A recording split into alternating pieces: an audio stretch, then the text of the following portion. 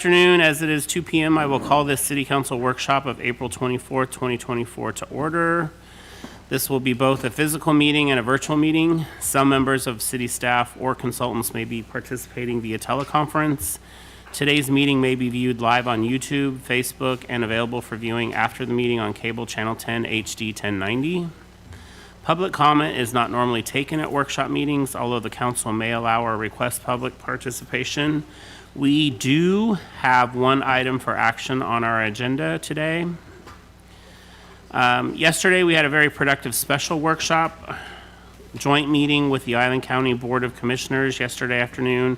The purpose of the special meeting was to review and discuss land use policies and regulations of mutual interest. My thanks to our council and the Board of Commissioners, and especially both of our staffs for facilitating the meeting. It was a very productive meeting and everyone did an outstanding job, so thank you very much. With that, we will move into our first item, which is Parks and Recreation. It is the Parks and Recreation Annual Report, and here to talk to us this afternoon is our Director, Brian Smith. All right, good afternoon, Council. Appreciate you. Just grateful for this opportunity to give an update on our department.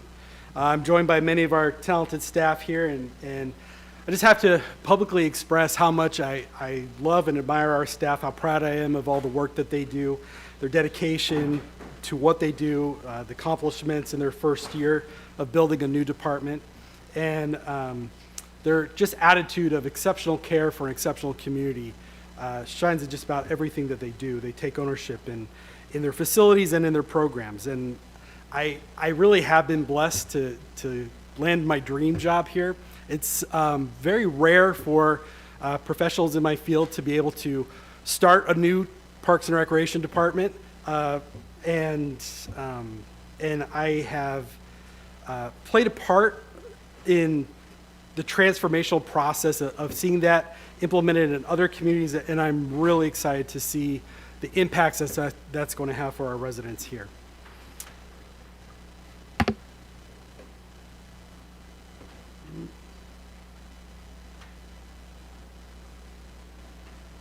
There you go. All right. So most residents may not realize that everything that Parks and Recreation has responsibility for. The department works in recreational programming for all ages, facilities for all abilities, nutrition and wellness services for older adults, social and life enrichment programming, arts programming and placement of public art, special events and activations in the city's public spaces, permitting administration, and field and facility rentals, a full-service marina for both local enthusiasts as well as guest moorage for tourists and visitors. The marina is host to sailing clubs and recreational organizations and is involved in conservation efforts like our salmon rearing program.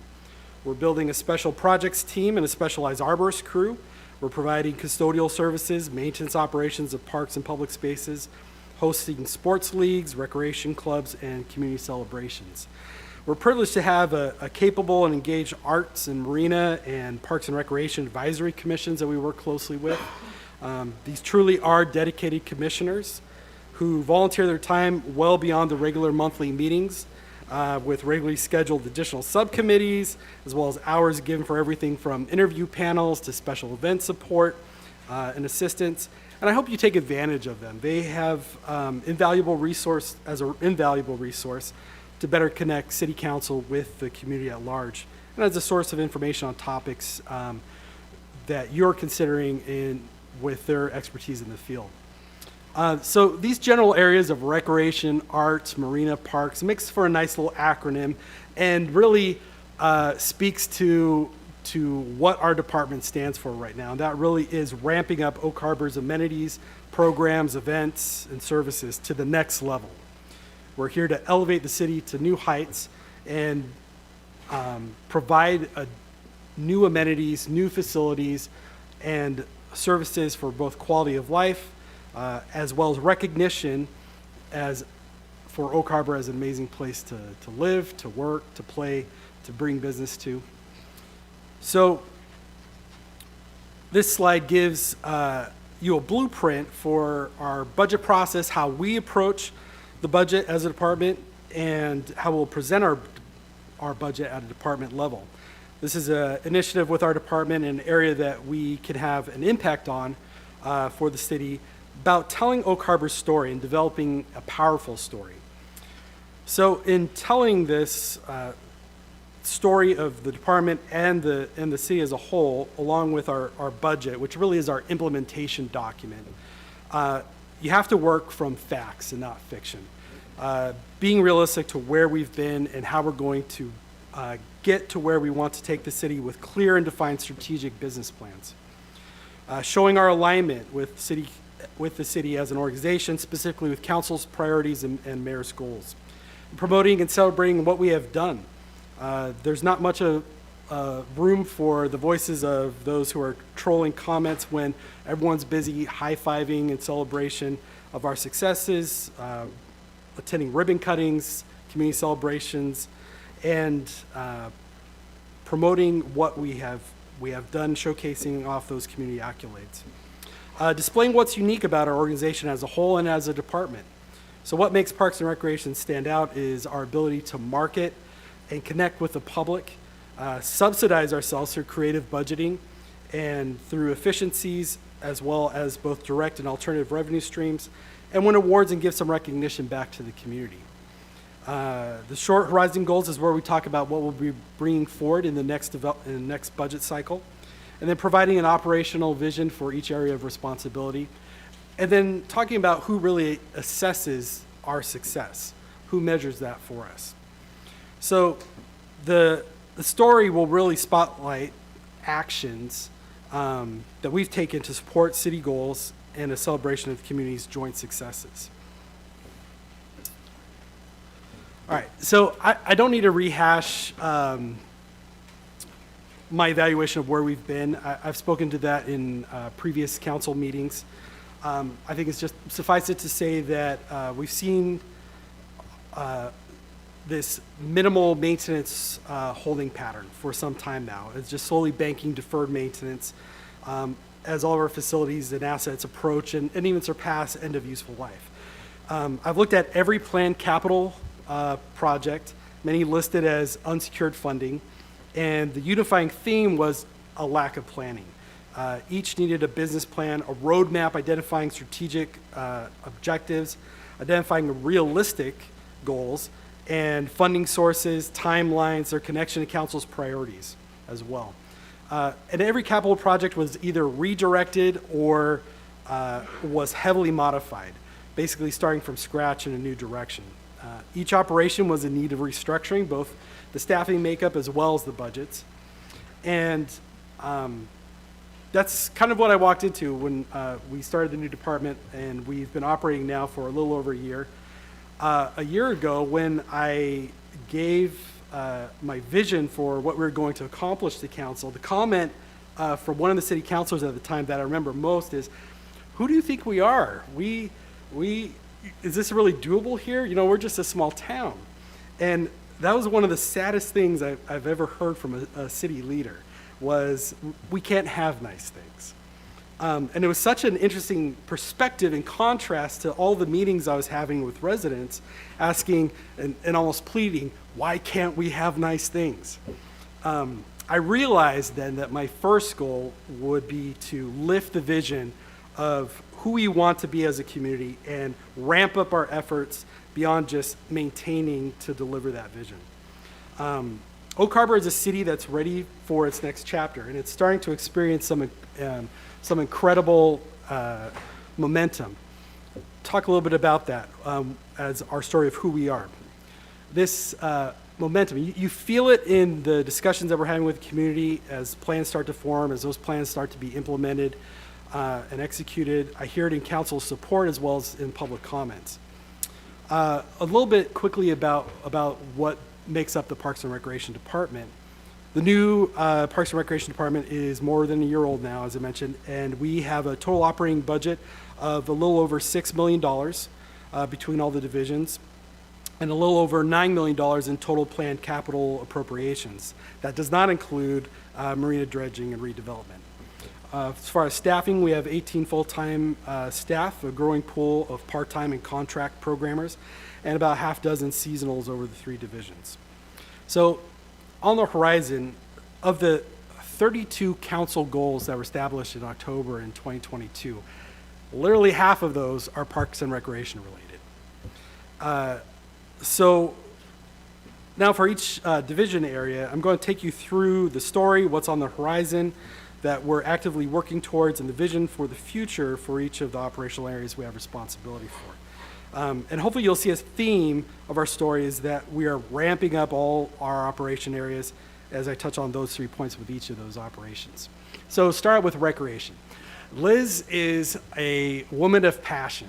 We were in a meeting this morning putting together some marketing and doing some graphic design, and we had some of our Parks and Recreation commissioners there, and we were just laughing at her squeals of joy as it kind of was all coming together. And you could tell that our staff really care about what they're doing.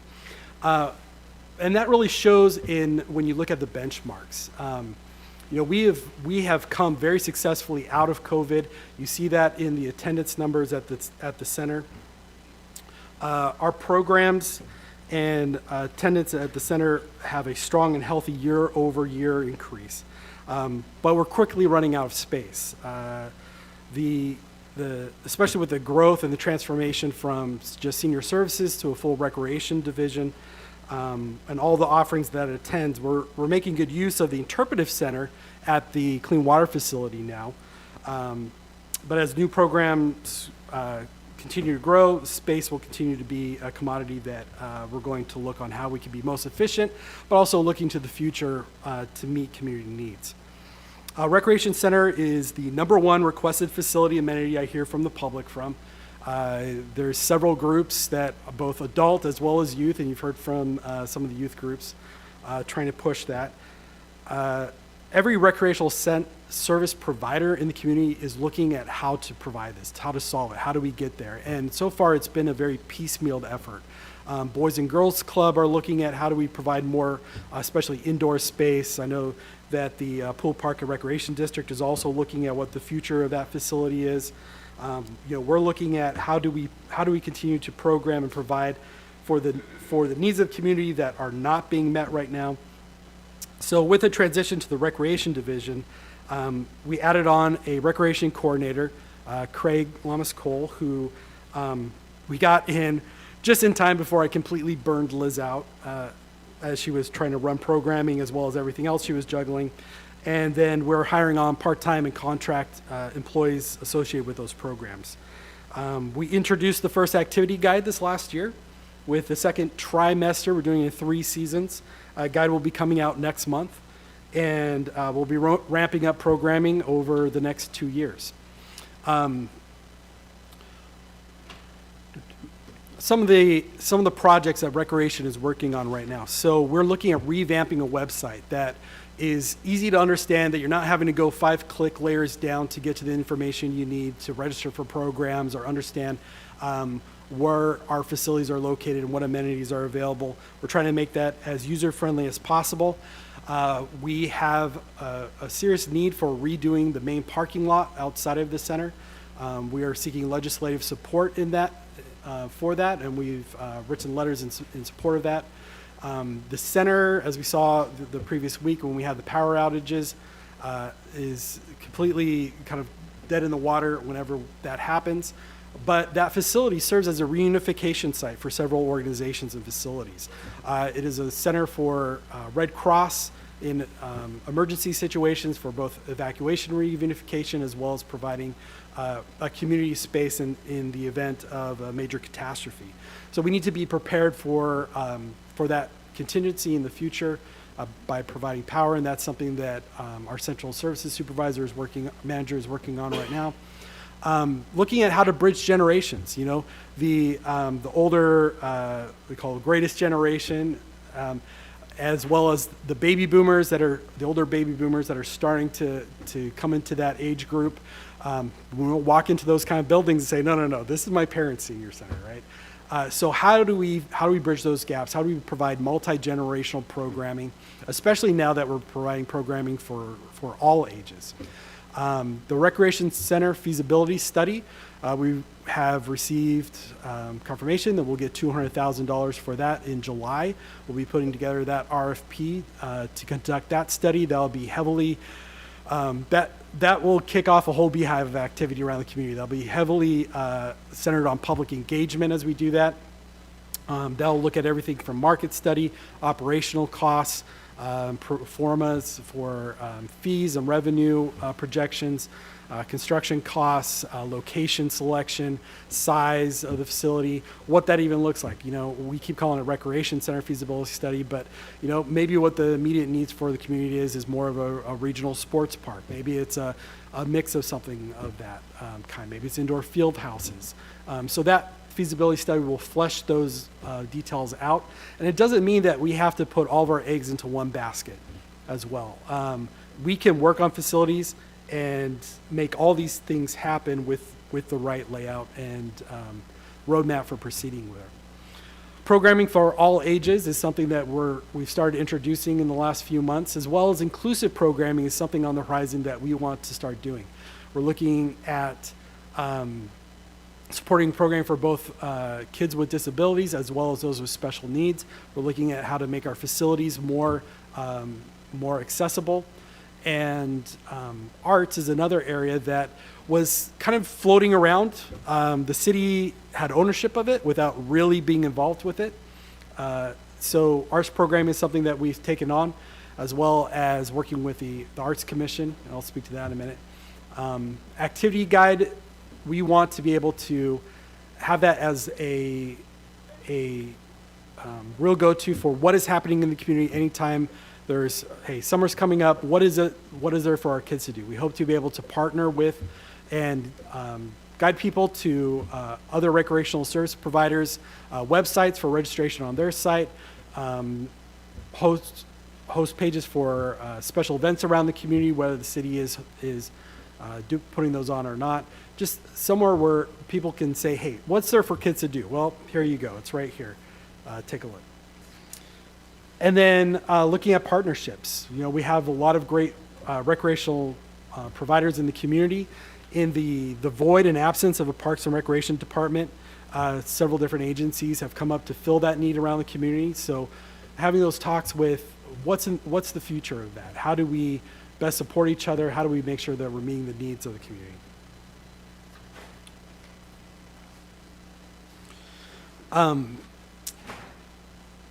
The vision is to build a department and a budget that will lead the state in efficiency, in efficient delivery and operation of parks and recreation facilities, programs, and amenities.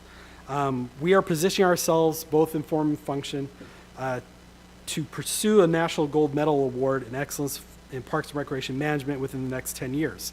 So what does that look like? That seems like a very lofty goal for a department that just started. What that looks like is renovation of our park system, renovation of our recreation facilities, moving towards the building and meeting needs of additional facilities for the community, renovation of our marina, and bringing all of our programs, ramping up to a full service department. Marketing is an aspect that Parks and Recreation has a unique area in, with the ability to connect with the community, celebrate successes, and grow pride in our hometown. Arts and events, this is an area of recreation that is also fledgling, even though it's kind of existed somewhat in the community for a little while. We have an arts commission that has been involved. They've kind of been left to themselves a little bit in many respects, trying to fulfill the duties assigned by council and overseeing a recurring revenue stream fund in the creative arts budget. So how do we fully leverage the creative arts fund? It's actually a little bit backwards. It's kind of interesting. Most cities go through an art planning process. They put in legislation and code that defines the processes, and a creative arts fund is usually the culmination of that. It's kind of the last piece you put in place with a clear roadmap on how to have those expenditures in a way that has a powerful and impactful programming, placement of art, tells that story very powerfully for the community. So being able to implement that in powerful ways and really elevate the city in multiple areas is the goal we have with the Creative Arts Plan, to have that shared vision. And that really speaks to on-page planning, something that we can identify as, okay, this is how we are going to go through that process. Rather than just being reactionary, we are proactive in telling the story of Oak Harbor and presenting ourselves in the best light to the community. And then finding and working with cooperation with other agencies that provide arts programming and arts facilities. Some of the projects that we're working on right now is the arts plan with our firm that we're using. They'll be here this weekend for Holland Happening to do some survey work. We've had several different meetings with them. We're looking at special events, looking at the creation of a new website specifically for the arts plan that can transition into a arts site. We're going through process for wrapping all the utility boxes with artwork that's provided by high school students. We're installing the last 2 Kinnebrew collection pieces. The angel statue will be installed later this year. There's some modifications made to the base that are going through final reviews, and then that'll be put in. We're looking at updating and filling out our art inventory and having a good list of that. That'll be shown on the website with GIS mapping layers, as well as having a rotating public art gallery. Looking at an amphitheater in Windjammer Park, which is absolutely the most gorgeous setting to do something like that, and really a achievable goal to really activate that park and bring the community together in that space. And then some of the more lofty visions in the future. A performing arts center, that gets spoken about quite a bit. So what does that look like? How do we help the community fill those needs? As well as activation programs like busker programs down our downtown area and in our parks, and then doing arts programming, which Liz and her team are already starting up. We're also going to be helping administration out by taking on special event permitting off of Mikhail's plate and free her up for some other duties as well. So it's really about providing a shared community vision, creating these regional draw events and spaces for creativity and celebration, and having an accessible story that everyone understands.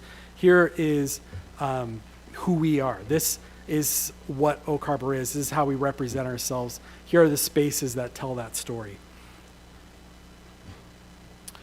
The marina, you want to talk about telling a story. The marina is a success story. I think it gets overshadowed often by the inevitable redevelopment that needs to happen, but we can't lose sight of what the marina has done for the community. 50 years in operation. The marina is a zero subsidy operation. It has no impact on taxpayers. It's able to provide its operations and maintenance, completely self-sufficient. I would love to put on a 50th birthday party for the marina and get the community down and tell the story of what the marina has been to the community over the last 50 years.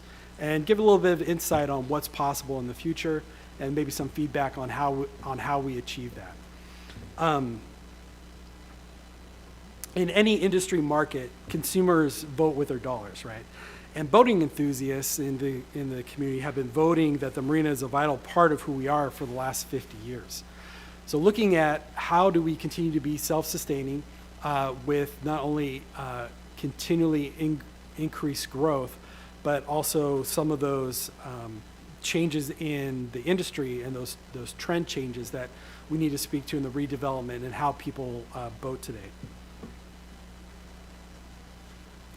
The marina has all kinds of projects it's working on.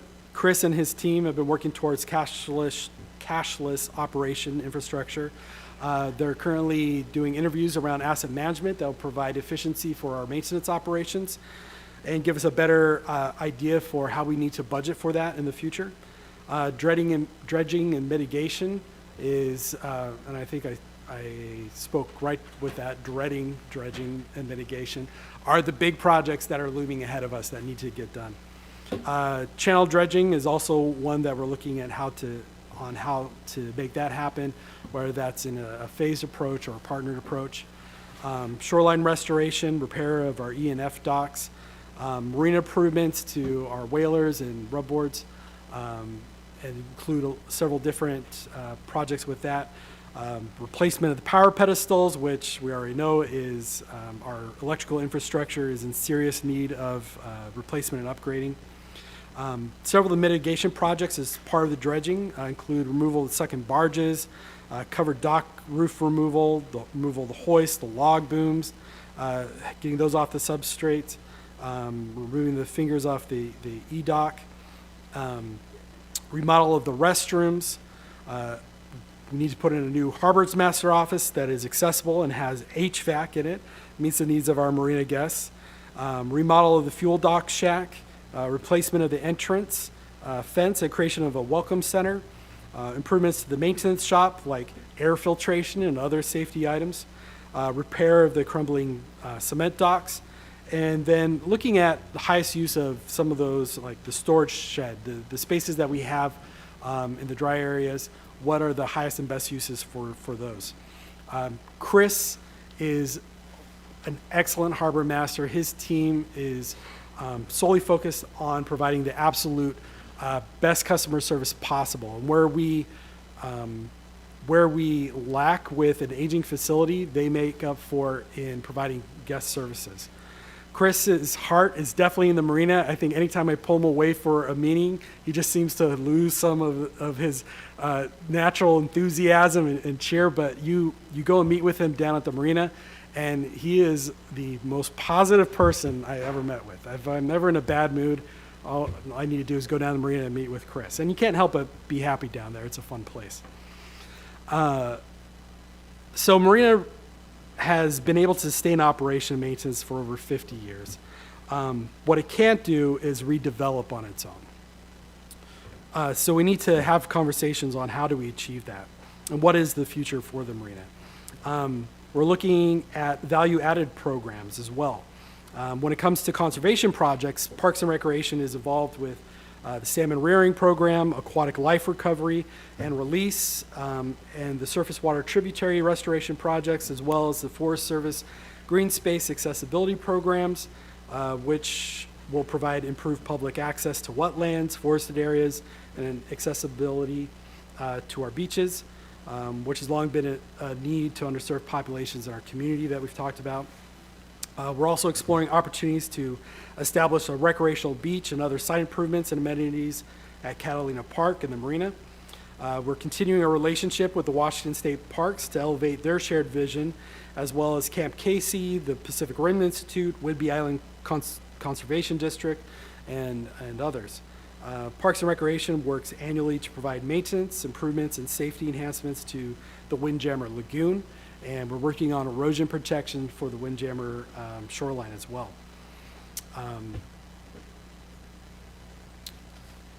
Talk about parks a little bit. Just along with on that note of conservation, another goal is to install solar-powered, high-efficiency trail lighting system, which expands the safe use hours of our trails and pathways in our parks.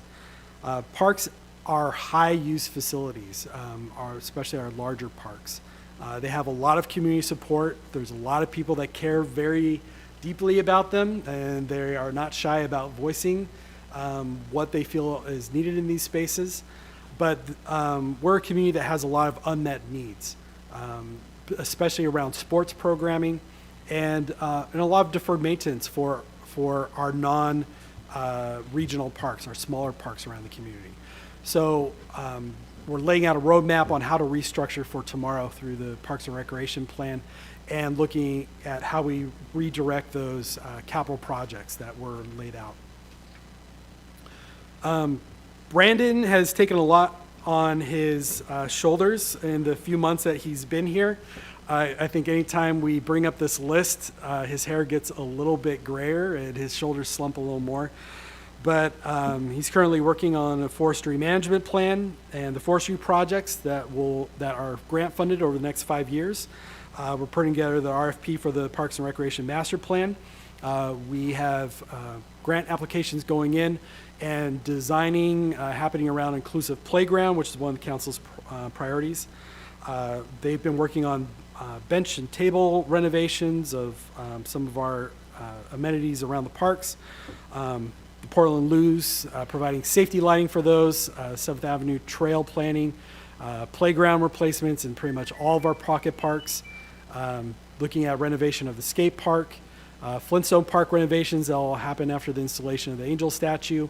We'll be renovating the Jets at Gateway Park with a new fresh coat of paint and doing some sign improvements there along with the Navy, as well as playing around a new dog park. Fred Marsh Boardwalk, we have trail systems that go around Fred Marsh, and they retain quite a bit of water. We get a lot of complaints around that. We have some conservation dollars that we can put towards putting in something like a boardwalk to mitigate that. Installing trails on the Harbor Heights property, putting in Smith Park improvements that includes accessible pathways and safety lighting, windjammer improvements, and athletic field renovations for all of our sports facilities, improvements to the splash park, as well as erosion protection of the shoreline there at Windjammer Park. We just completed 5 of the parks for the playground play chips project, and that'll just continue year over year until we get those all refreshed, and then we'll have that on a much better and sustainable cycle. Budget-wise, to make sure that we're at safety standards for those. We're currently working on the pickleball courts. We're doing surveying and the geotech right now. Design is coming to 30% for help with our grant funding to implement and construct those courts. And I think I had heard that Governor Levitt would like to challenge the council with some pickleball games once those get built, which that makes it for a great ribbon cutting. Catalina Park improvements, we'd like to install a mini golf course there, help bring people down to the marina, and provide some fun recreational amenities. And then looking at new location for the community gardens with the development of the Hilton there, and then renovation of the Lagoon Dock and Channel, as well as possible replacement of the Flintstone Dock. Brandon's also looking at an asset management program along with Chris to better tell the story of where our maintenance dollars are going to, how we can be more efficient with our time, and to make better budget decisions going forward. And then we also are working with the Chamber on new city welcome signs in both the north and south end, and right-of-way improvements. So when people come into Oak Harbor, they know they've entered the city. The vision right now is renovation of all of our facilities, providing new facilities, restructuring our fees, making our budget as efficient as possible, having top-tier management of all of our assets and budget, putting in new trail systems, having inclusive play for all, and defining dedicated responsibility for several of the public spaces that right now are being managed by several different agencies. We're an active community, and with local teams playing on only about 11 existing fields, the city is not able to meet the local sports demand. So our department went into action by adding council's visionary regional sports park and parks onto the Parks and Recreation Master Plan. We hope that not only will it meet the current and growing sports needs of our community, but it will also generate more than approximately $12 million in economic impact to Oak Harbor and surrounding communities once we're able to build it out. Knowing a regional sports park will increase our quality of life and economic strength. Council did add it to their priority list of visionary projects, and the community is already catching that vision as we have more and more discussions with them about it. I think the county is going to be a pretty key partner in providing tourism-based support to lead the way in driving what was going to be an economically impactful project forward with prompt addition of federal, state, and local funding. And community involvement continues with fundraising for regional-sized pickleball facilities. Like I mentioned, pickleball is one of the fastest growing sports, both locally and nationally, and the planned capacity will will provide players both locally and regionally a place for events, and it will create its own dynamic impact. From a local need, we're creating regional recreational community assets. These projects of opportunity will be focused on the department over the next few years, and we're able to take our place as a center of recreation and activity for residents and visitors to the region or all around Island County. When it comes to trails, Parks and Rec have continued goals to create a system of recreational trails, commuter pathways, and bike trails that connect all our parks of Oak Harbor.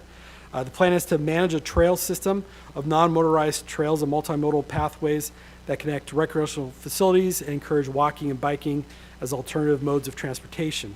We're targeting from the north end of town at the Harbor Heights property area to the marina to the south end of town, featuring a lot of our important natural resources along the way. And we don't want the forested area of Harbor Heights property to be the only place where the public can locally walk or ride to enjoy green spaces. And so we are looking at long-lived canopy shade trees to be placed along right-of-ways in parks and green spaces throughout the city as part of the Urban Community Forestry Program. Okay, then with a couple of fun things of what's ahead for the future. So our staff underwent kind of an envisioning process to define our mission and vision and what our goals were. We talked a little bit about how we see ourselves. Who are we, both as a city and as a department? And I love that Oak Harbor is our name because it honors the oak trees that we're known for and the green spaces that Parks and Recreation take care of. And Harbor is a safe place providing refuge and comfort. And we really like that term. And so we're using that as our tagline.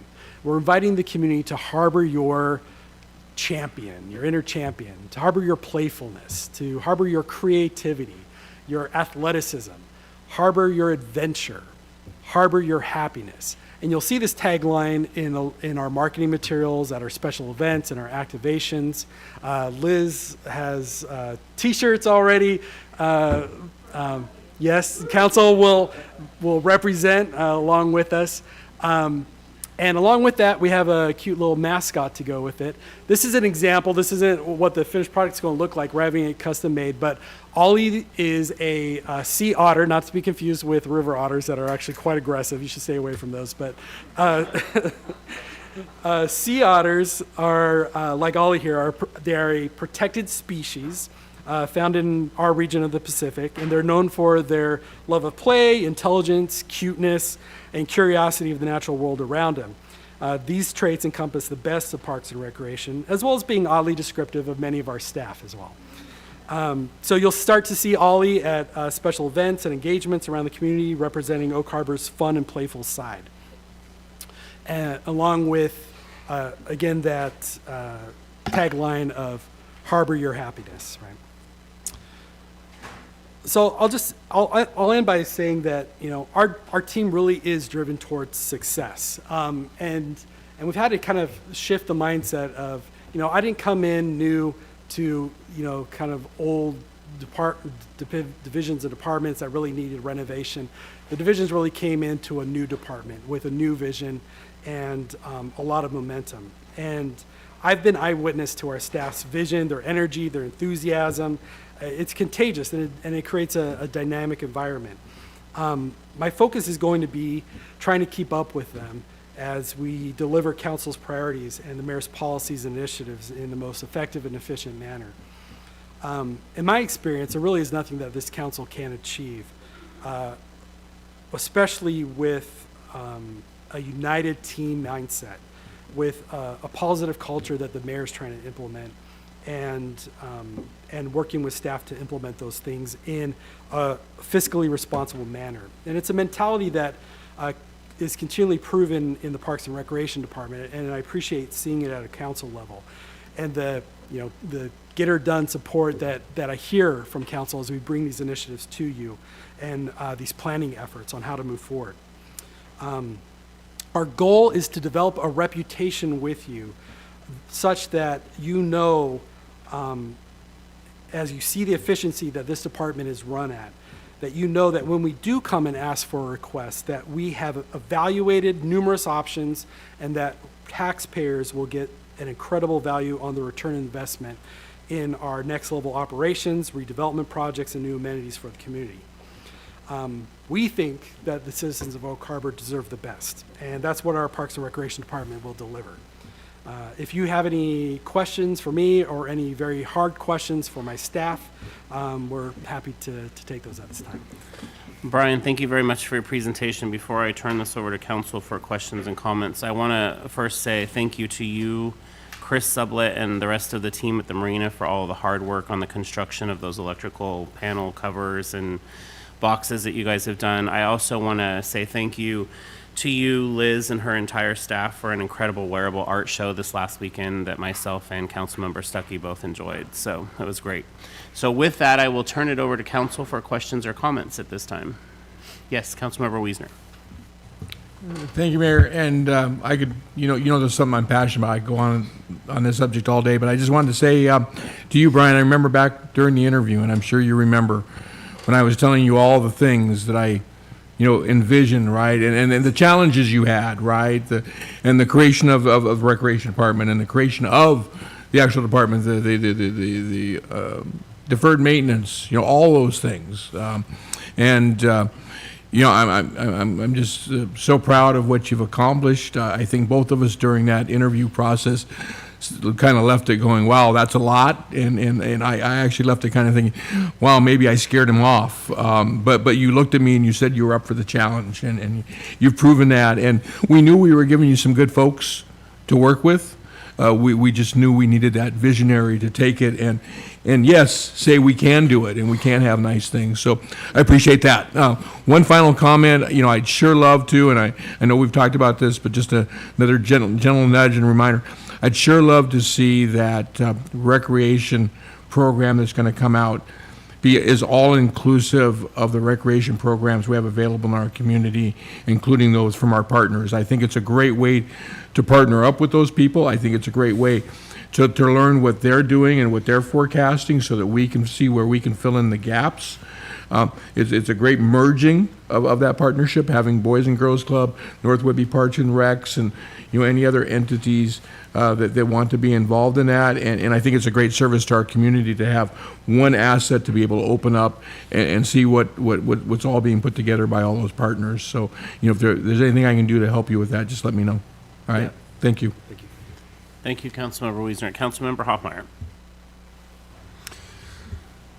Not quite sure where to start here. I'm going to take a second and harbor my thoughts. First of all, that's a huge list. Huge list. Liz and Chris are a couple of the best that I know. Thank you for recognizing that. It looks like, the staff that you've added, it looks like you're as confident in them as well. And I think, having an all-star staff like that's how that list is that big in the first place, and it's how that list is going to get accomplished. I guess just a couple questions on there. The upgrades to the splash pad, that's going as scheduled? Yes, yep. Good. We are working right now with the electrician to finish out the install, and we hope to have that ready by the time we open the splash park a little before Memorial Day weekend. Awesome, super exciting. And then the only other input on there, with the upcoming installation of art pieces, be it the big one or the small ones, unlike with Temple Blue and with meditation, if we could make it to where council and the public's aware of that before it happens, that would be awesome. Mm-hmm. Thank you. Thanks, Councilmember Hoffmeyer. Councilmember Stuckey. That was one of the best yearly updates I've seen. I'm going to be honest with you. That was phenomenal. I love the otter. I like the differentiation between sea otters and river otters. I got a stuffed otter on my nightstand. I got an otter tape dispenser. I'm all about the otter. Activity guide. Oh, no.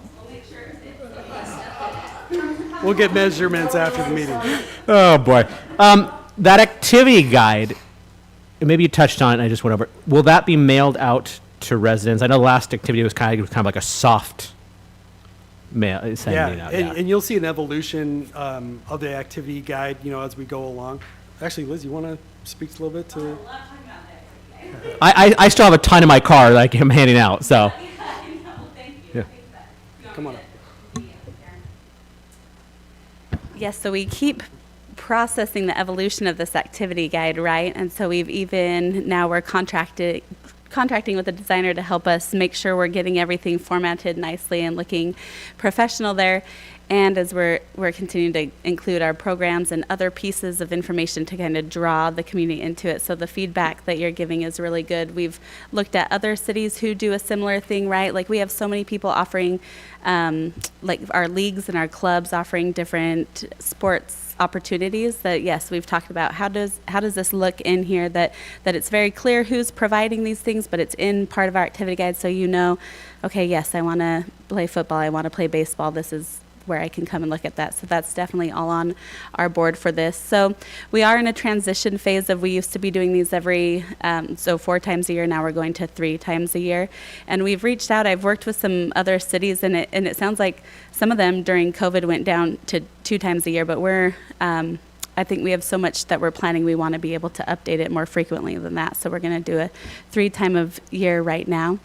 And so all of this to say, the goal is eventually going to be to mail it out. We've priced what that looks like. And so to mailing it out, and the way the mail out works, and if this is the level of detail you want, I'll give it to you, is you go online to the post office's website, which you can imagine is really fun to navigate, and you can look at the exact routes, and you choose by route where you want it to mail it to, right? So there will be some mailing to folks that aren't necessarily within the city of Oak Harbor in order to get everybody in the city of Oak Harbor.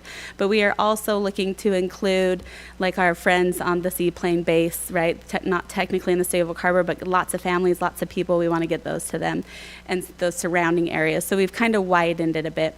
And so just the mail out of something like this is about, I want to say it was like about $10,000 is what we're looking at, right? So we're just wanting to make sure before we like pull that trigger, we're going to have like this really great product that people are going to open and see all the things.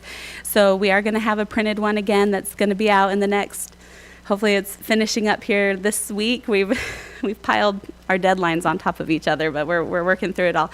And so this next one, I'm not sure we will mail out, but we are hoping for the next one. And I know I said that last time that we were hoping to mail this one, but there's been a lot of growth and change. So that's what we're looking at. We've also heard the feedback of including some opportunities for some advertisement in to help offset the costs.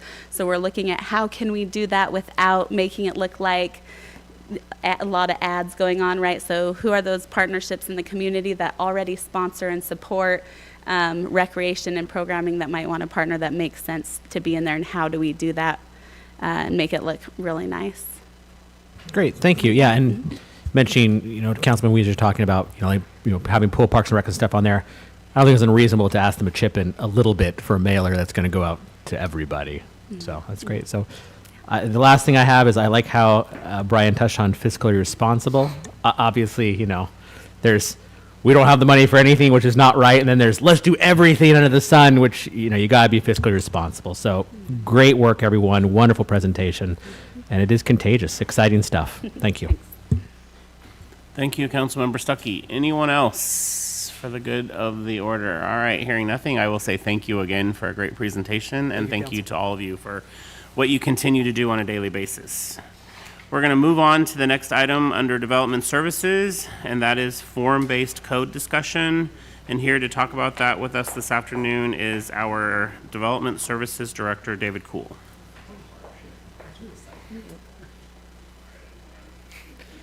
So I'll be taking over this discussion. I'm Nolan Grunska. I'm the Assistant Planner with Development Services, and we're bringing this presentation to you. This is the introduction to form-based codes.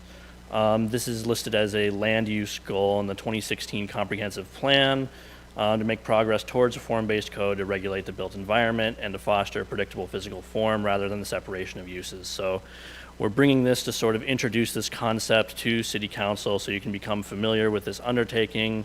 It's a fairly large project, and so it's very important that communication is open from the very beginning. But before I get into defining a form-based code, I want to give some background on the conventional code, which is the style of code that we have now. And so prior to the implementation of conventional codes, most land use development in the United States was mostly governed by a combination of easements and covenants and nuisance law. And for a while it was good enough, but once the Industrial Revolution sort of came to be, it was no longer adequate for regulating development, and a lot of cities were becoming overwhelmed with pollution, mainly poor air quality and really disruptive uses to residences. And so for that reason, conventional codes came to be. New York City was first around the turn of the century, but in the 1920s and 1930s, most cities started to adopt it as sort of conventional zoning code. And the way that they worked was by creating zones which segregated uses to make sure that you didn't have this spillover of pollution from, these noxious uses over into other commercial and residential uses. And these conventional codes were very effective for the purpose that they were created for. They mostly resolved the problems of sort of widespread poor air quality and pollution. They created administrative and quasi-judicial processes for guiding land use in cities, but they magnified some other problems or even created new ones. And you might be familiar with these, and they are problems that affect the city of Oak Harbor by virtue of having this conventional code, and they're issues that we'll be looking to address through our upcoming comprehensive plan process. So in this image we see on the left, we have a zoning map of the city of Everett, and it sort of illustrates, what this zoning map looks like from an administrative standpoint. We have around 15, 20 land use zones that really separate them out sort of geographically, in a sense trying to predict where development would be most appropriate in the future. And spatially, it can kind of create issues for the in contrast to the natural development of the city. And 15 to 20 zones is not really too extreme as far as these go. The city of Seattle, I believe, has 285 land use zones, really trying to constantly play this catch-up game of always trying to predict, where uses would be most appropriate if the city were appropriately providing where they would appear. The overhead image of this development is of Rancho Cucamonga, California, which is an important example in planning for having a very extreme mode split in favor of driving over any other modes of transportation. And so more than anywhere else in the country, here in the Inland Empire in California, people drive to get to any destination they want to go to. Almost nobody walks or bikes anywhere. And there are many reasons for that, but the image can illustrate part of that just from visually analyzing, seeing that all the housing in this area is very clustered and separated from the commercial uses in this place. The mall in the lower part of this image is called Victoria Gardens, and it's actually an outdoor mall, which is interesting because that means it's a commercial development, which is actually meant to simulate the kind of development that form-based codes are actually meant to create.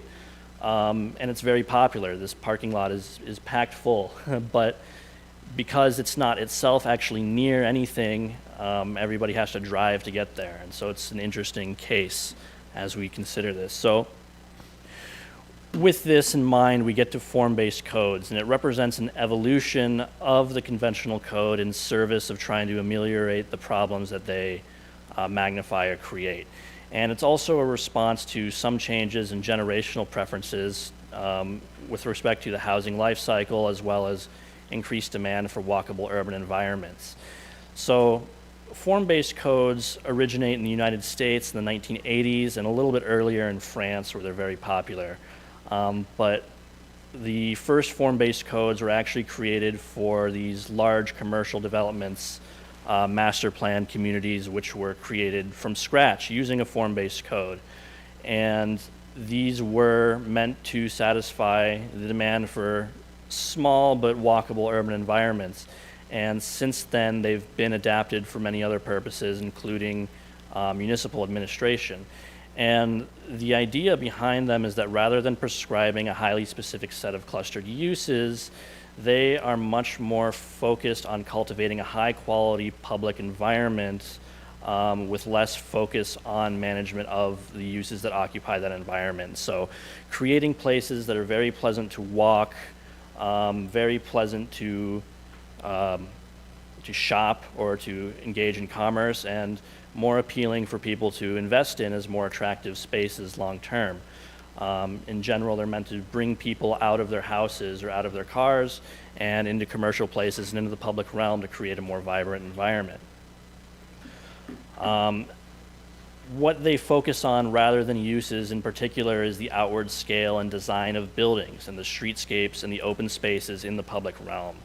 And by doing this, they're intended to create this diverse and culturally relevant architecture, safe pedestrian environments, and to some extent a mix of uses rather than the segregated sort of uses that zoning is more conducive to providing. And the crux of all that is to create places where people want to be, where they're comfortable and interested in walking, biking, and gathering. And as I said before, they're conducive to commerce, conducive to community building, and ultimately more conducive to investment. So here we have images which are examples of what this form-based code actually looks like. Obviously this is illegible because of the scale on this slide, but these are provided as attachments on the staff report. And so on the left we have the Central Business District General Subdistrict for the city of Dover, New Hampshire. This is a particularly interesting example of a form-based code because it's a code that is well known in the planning profession for its brevity. The entire land use code for this city is only 40 pages long, which is a bit extreme and impressive. But the interesting thing that it allows me to portray to you is that all of the land use development standards that are relevant to this zoning district for them, the Central Business District, can be contained merely on these 2 pages. And that's everything. That's the uses allowed, all of the architectural standards, the landscape standards, signage regulations. Everything relevant to the zone is contained on 2 pages, and it's all in one place. So it's not only very simple, but it's also it's much easier to understand as a member of the public trying to parse what this code means and what the expectations are for development in this zone. On the right, we have a sample of building standards, which can be seen as sort of an equivalent to the use table in a conventional code in terms of the level of focus it receives in a form-based code. This is a sample from Home in Tacoma, which is the city of Tacoma's affordable housing strategy plan.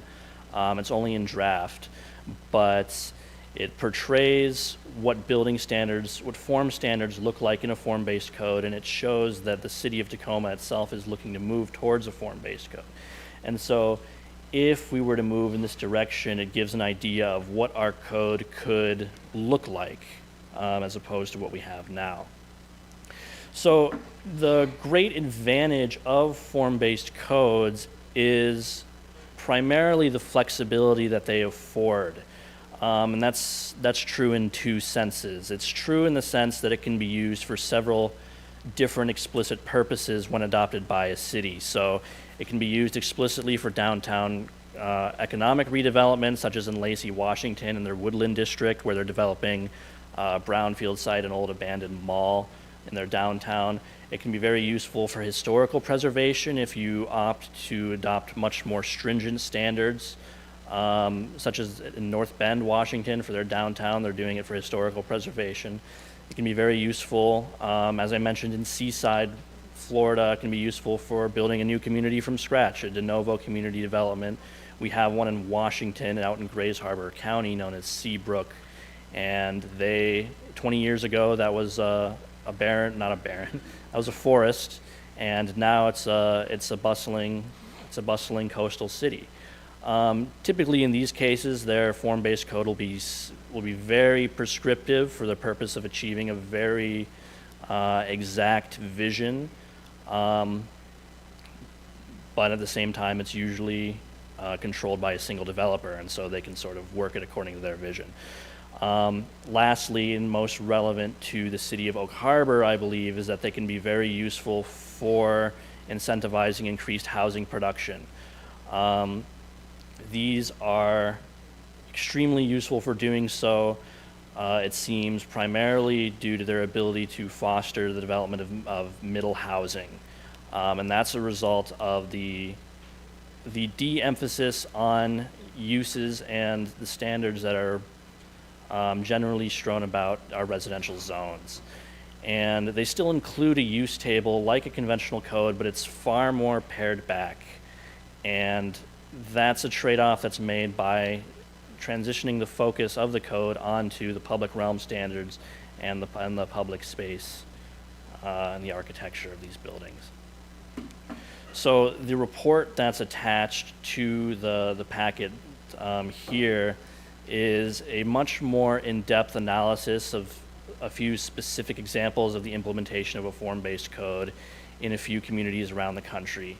And it's really important to review reports like this because it provides an empirical backing for going into a form-based code, right? A major undertaking like this, you want to make sure that there's data to support that, you know, more than just being a neat idea, it's something that actually has a basis in reality and has a proven track record.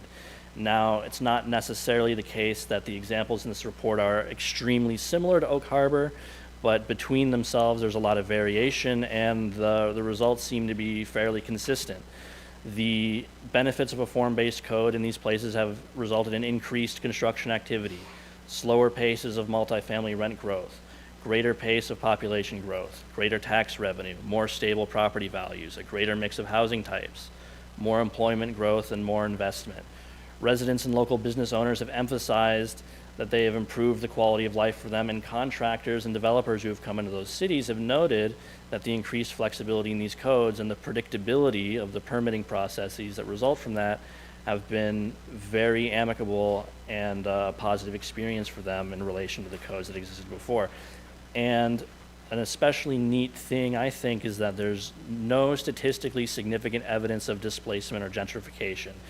When you have rapid development in cities, it's very common to run into this issue where you're always grappling with displacement and gentrification, and it seems, at least from these reports, that form-based codes seem to be able to walk a bit of a tightrope with respect to that particular matter. So the uptake of form-based codes in the state of Washington has been relatively slow, and there's a few potential reasons for that, but there is some history in this state that's worth noting. Beyond the ones that I mentioned already in Lacey and in North Bend, we have a form-based code that's implemented for Mountain Lake Terrace and for Bothell and for University Place.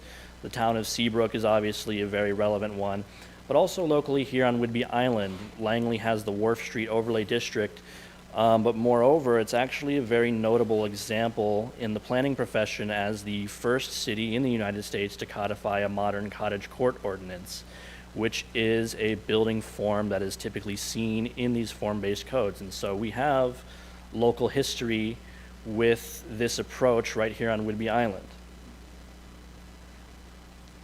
Here on the bottom right, you can see the 3rd Street cottages, which are down in Langley, which is a product of that ordinance. And in the top left, you can see a master plan for Seabrook. So I wanted to touch on what's called a hybrid code, which is sort of a compromise between a conventional code and a full form-based code. Historically, most cities have not adopted a form-based code citywide. It's becoming more common in recent times to go with a citywide code, but as these were sort of newer, this is a newer approach to planning, many cities opted to do sort of a single district area plan that was a form-based code and sort of experiment and get their feet wet. That said, most codes as of right now are not citywide. They're a hybrid code. And one reason to do this is because it's very difficult and time-consuming to involve the full range of community stakeholders to create guidelines suited for each neighborhood citywide. The creation of a form-based code really depends on strong community engagement. In order to create these form standards, this vision for the public realm that reflects what the public desires for that realm. Ultimately, it's their public space, and they're the ones who need to guide what these new standards are, and it's very difficult to do. especially when you have a lens that's focused on equity in that process. And it can be appealing as well to have more balanced elements of a form-based code and a conventional code to represent a less drastic change in the transition from a conventional code to a form-based code. But beware in doing this. Adding a strict form requirement on top of the regulations that are present in a conventional code will result merely in a code that is less flexible than both form-based codes and conventional codes. And so if you find a hybrid code to be an appealing option, you have to be very careful and very intentional in doing so, lest you fall into this trap. And it's also worth considering that doing a single area for our city as a form-based code could be seen in terms of an opportunity cost to middle housing growth if the form-based code is only applicable to limited areas of the city, when we might have the potential to see redevelopment in any place in the city at any given time. It's also worth mentioning sort of the onset of new state legislation regarding housing and our housing element and our housing policies. You know, there are several recent pieces of legislature that you are all aware of with implications on land use and zoning. Many of these have passed already. Some of these were at discussion at the state legislature this year, and even if they didn't pass, they're likely to reappear in the near future. It's becoming increasingly challenging with our existing code to contort our existing code regulations to comply with legislation while maintaining the original community vision that's embodied in that code. And transitioning to a form-based code represents an opportunity to realize a code which achieves what the city of Oak Harbor actually envisions for our code to be, rather than risking defaulting to what the state's default code for their state legislation is if we fail to comply. So it's really a matter of sort of seizing the bull by the horns and making sure that our code actually represents what we want and conforming to state legislation in the way that we want to do so. And there's an opportunity to synergize our preparation for a transition to a form-based code in the given moment with the current comprehensive plan update, as we are doing extensive public engagement anyway. And so some of the work for gathering initial input for an update like this can be done at an opportune time, which is the near future. And so it's just an opportunity that exists right now. That's all I have for this discussion, and hopefully you feel a little bit more familiar with form-based codes. I do welcome, I know I ran through that pretty fast, but I do welcome questions. This is very early on in the process, and there's a lot to take in. There's a lot of different directions to go. Great, thanks for your presentation. With that, I will call upon council, and Mayor Pro Tem has her hand up. Thank you, Mayor. Can you elaborate on I've never heard the phrase Faustian bargain before. I like that. I Googled it. It's like a deal with the devil. You falling into a trap with hybrid codes. Can you give me an example of what one of those traps might be? So with respect to, so when the main advantage of a form-based code is portrayed by the flexibility it provides, the idea is that that is achieved by implementing these standards which are focused on a public realm, and in exchange pulling back on the degree to which we scrutinize use in our zoning. And that's an exchange that's sort of necessary to enable this flexibility. When, not only conceptually, but also in terms of examples that are known where form-based codes have fallen short of expectations, these hybrid codes can represent this trap in terms of not paring back the scrutiny on land use and zoning, but merely adding kind of the veneer of a form-based code, which is the scrutiny on architecture and public realm. So there's no exchange made. You just have high scrutiny on use and high scrutiny on architecture, making a code which is even less workable than the conventional code we already have. But it's a trap because it's tempting to do this, because it's a little bit easier, because you're really only taking one small step. but you really need to do both, or else you're kind of caught, and you really defeat the purpose of the transition in the first place. Great, thank you. Yes, Councilmember Hoffmeyer. Yeah, thank you for that update. You know, it's interesting that you mentioned Tacoma, because I think a lot of people would think, well, it's a really big city. It is, you know, but there are neighborhoods like Pearl Street or Point Ruston that, you know, do much more fit into what we're doing here. You know, Mayor Woodard there and you know, before her, Mayor Strickland, you know, they've always been extraordinarily open and transparent and eager to help cities the size of Oak Harbor. You know, Mayor Woodard comes up here to Senator. Never mind that. But Mayor Woodard's does come up here quite a bit to Whidbey Island, and maybe even the music festival this year. That would be awesome. But I guess where I was going with that is there is a lot of value in reaching out to cities like that, and you know, seeing what successes they're finding and what obstacles or traps may lie. You know, the one question I had with all of that is, you know, what implications does the form-based code tend to have on the building code itself, and you know, more specifically with regards to whether sprinkler systems end up needing required on new builds, et cetera? So the building code itself does not change unless the city opts to modify it on its own. However, there are a known number of cases where that has been encouraged by a transition of a form-based code. And an example of that I can name is that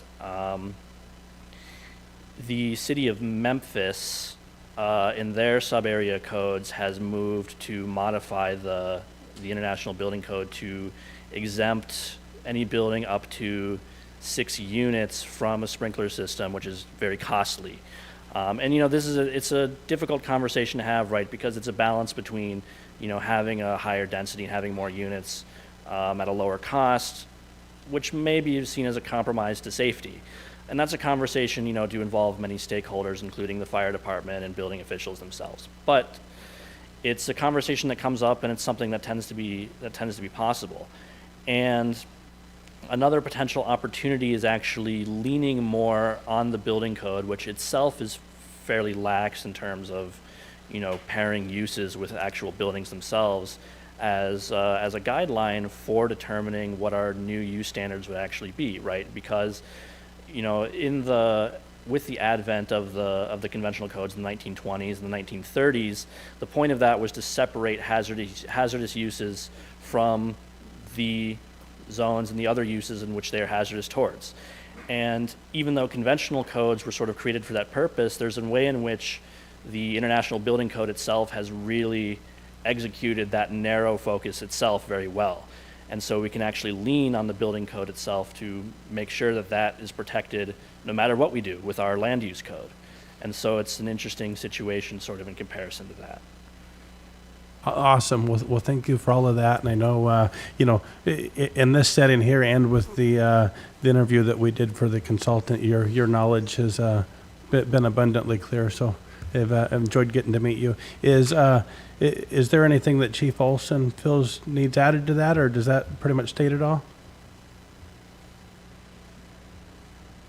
You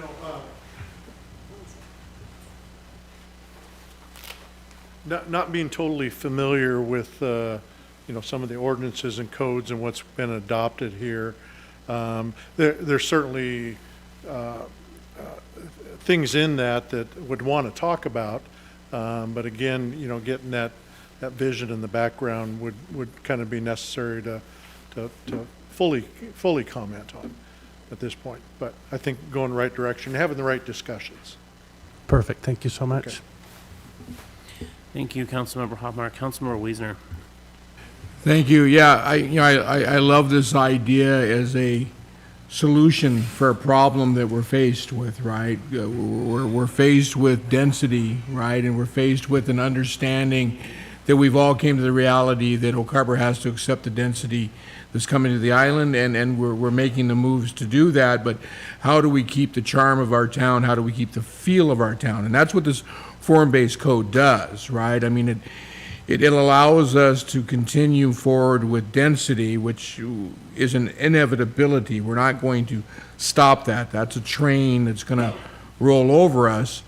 But how do we do that and keep the charm of our town? Because really all this does is it designates a look and a feel for the buildings. And it doesn't matter if it's a fourplex, a sixplex, an eightplex, a tenplex, and it doesn't matter where it goes, as long as it retains the feel of that neighborhood, of the what we want Oak Harbor to be moving forward. I mean, and going back to Langley, it's how Langley became Langley, right? They decided to adopt a code that said, hey, we'll allow density here, and we'll allow commercial and residential areas, and we'll allow residential and commercial areas, as long as it has the look that we want, right? And ultimately, that's the concern I think we all have, right? As we do become more of a city and more of a town and more of a population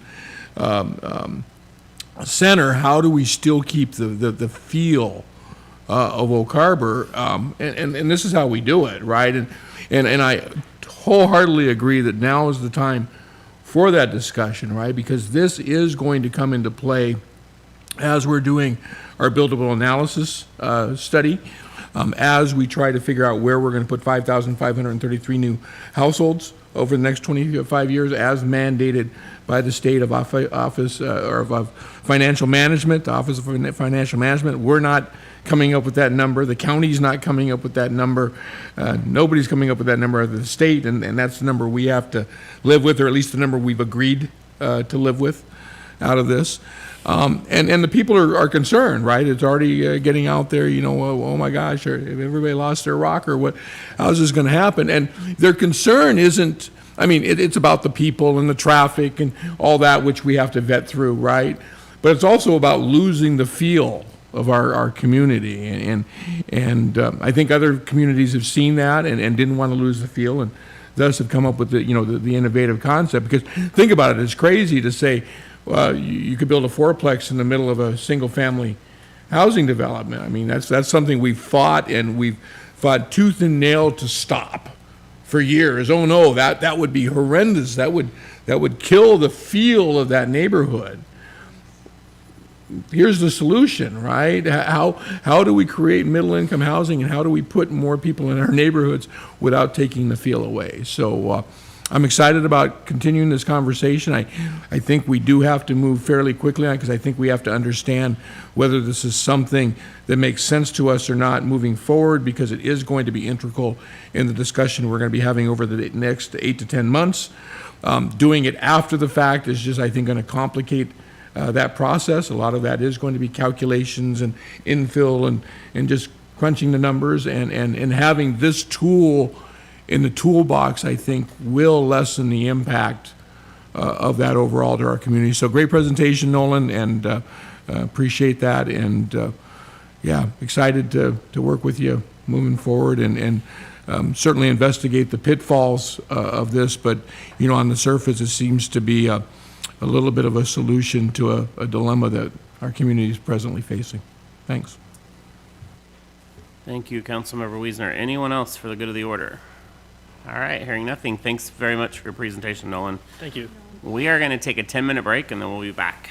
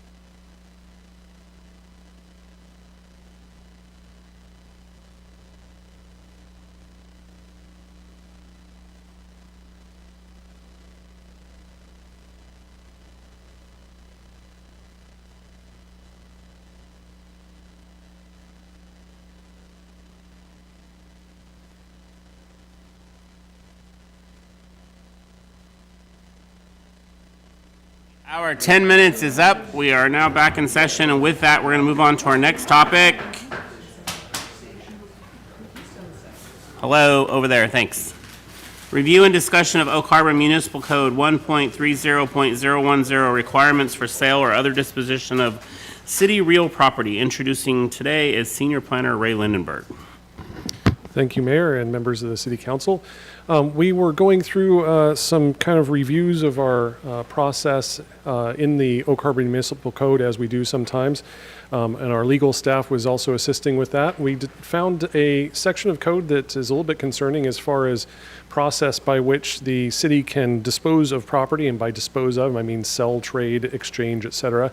And in that section that addresses this 1.30.010, it references the need to have an election to sell property that is designated as a park.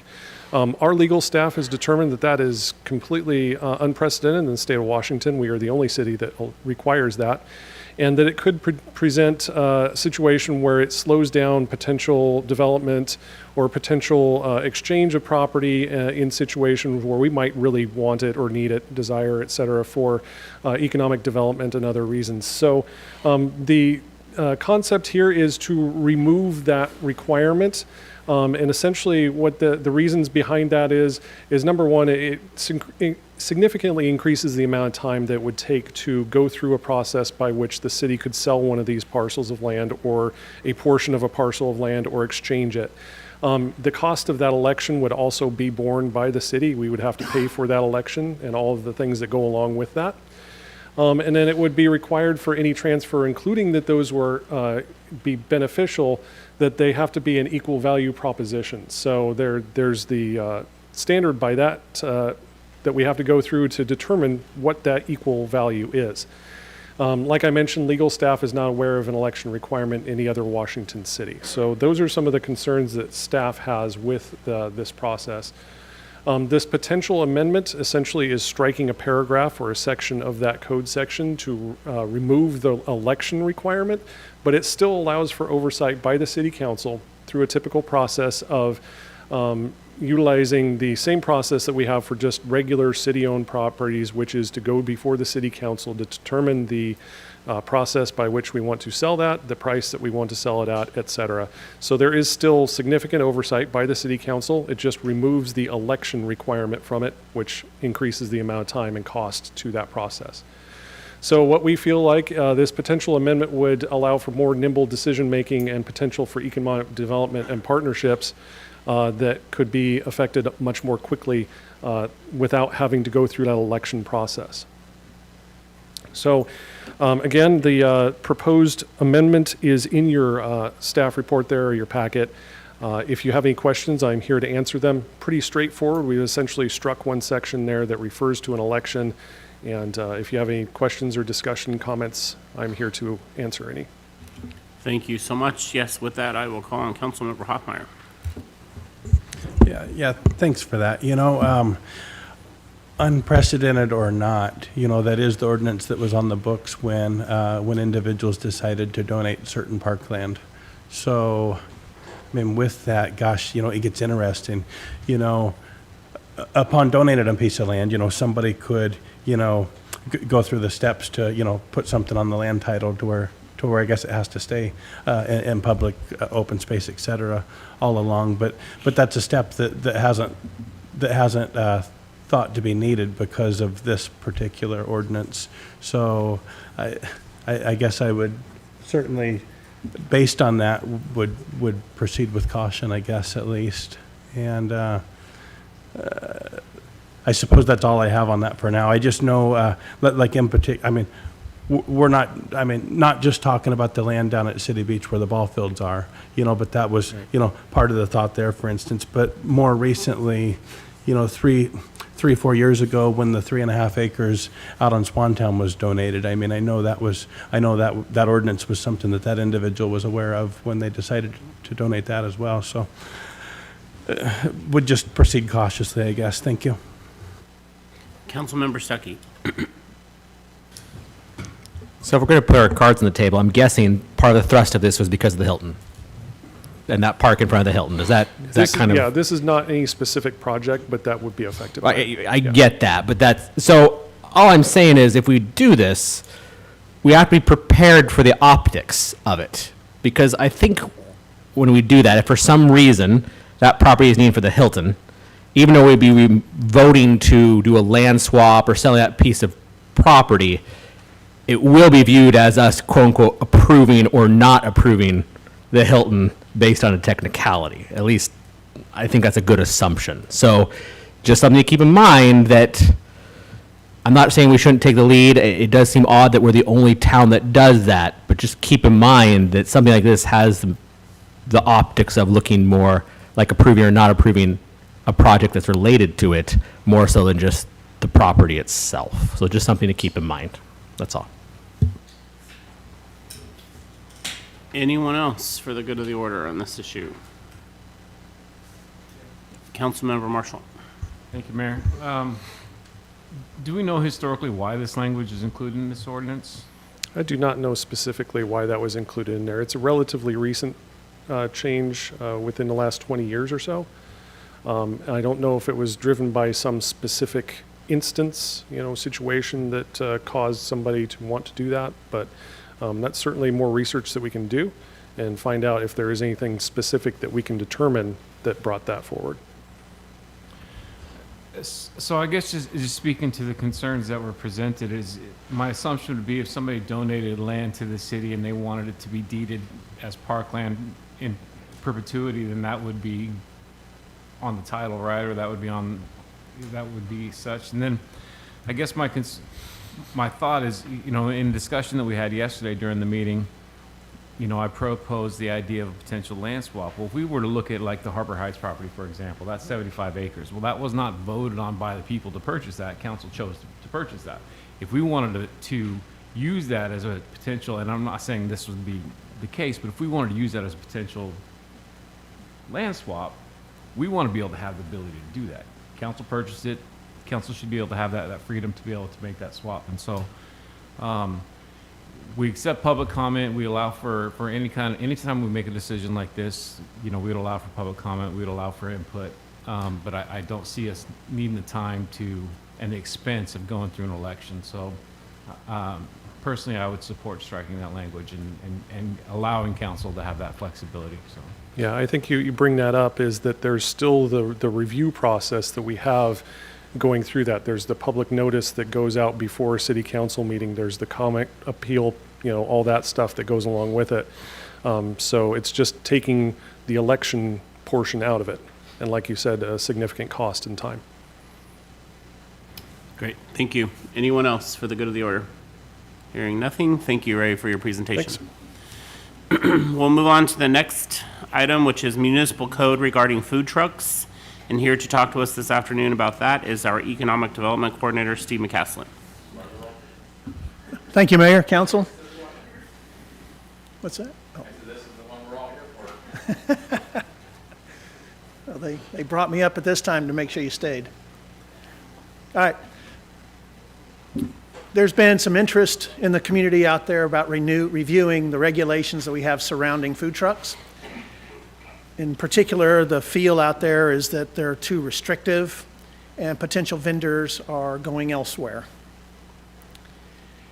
Ultimately, at the end of this, which is to have a discussion, is where do we want to go with this? We're going to make a recommendation at the end, but where do we want to go? What level of regulation do we want to have? So as I go through this, that's kind of the point of what we're trying to do here.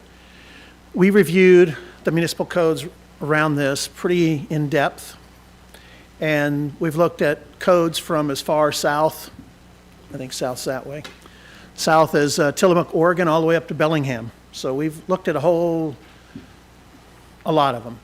There are two codes in ours that are applicable here. There's the 19.35, which is the temporary use permits, and then there's 5.29, which are the mobile food vendor licenses.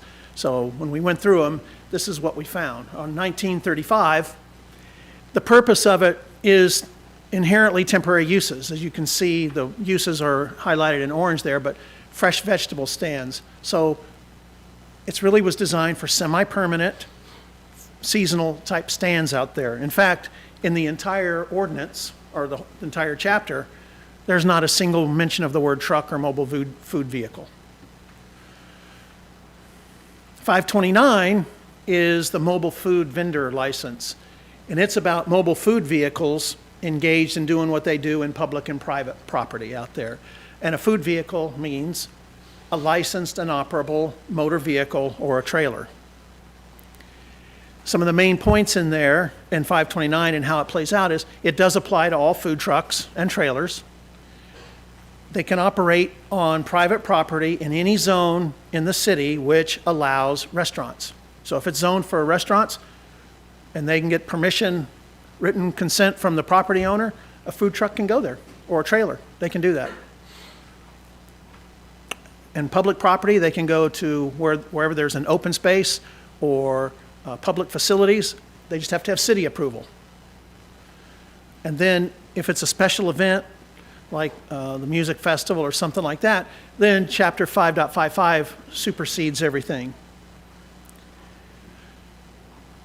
After going through all of these codes, this is what we have come up with in our findings here. It appears that for a while now, 19.35 has been misapplied as the primary path for approving food trucks out there. As I said, the word trucks, food truck, mobile food vehicle isn't even in it. And in fact, in 35.010, it's intended, as I said earlier, for these uses. And again, fresh vegetable stands is the closest thing that comes to a food truck in there. And that doesn't mean just fresh vegetable stands. It could be anything that's a produce type of stand or selling anything, any kind of food. But it's not meant for those. It's meant for stands. And 529 is the one that covers the motorized vehicles. It also applies for temporary use, whether it's on private property or on a public right-of-way as well. That's the 1935. When you go, the thing that has been the big point of confusion is in 040 of 1935.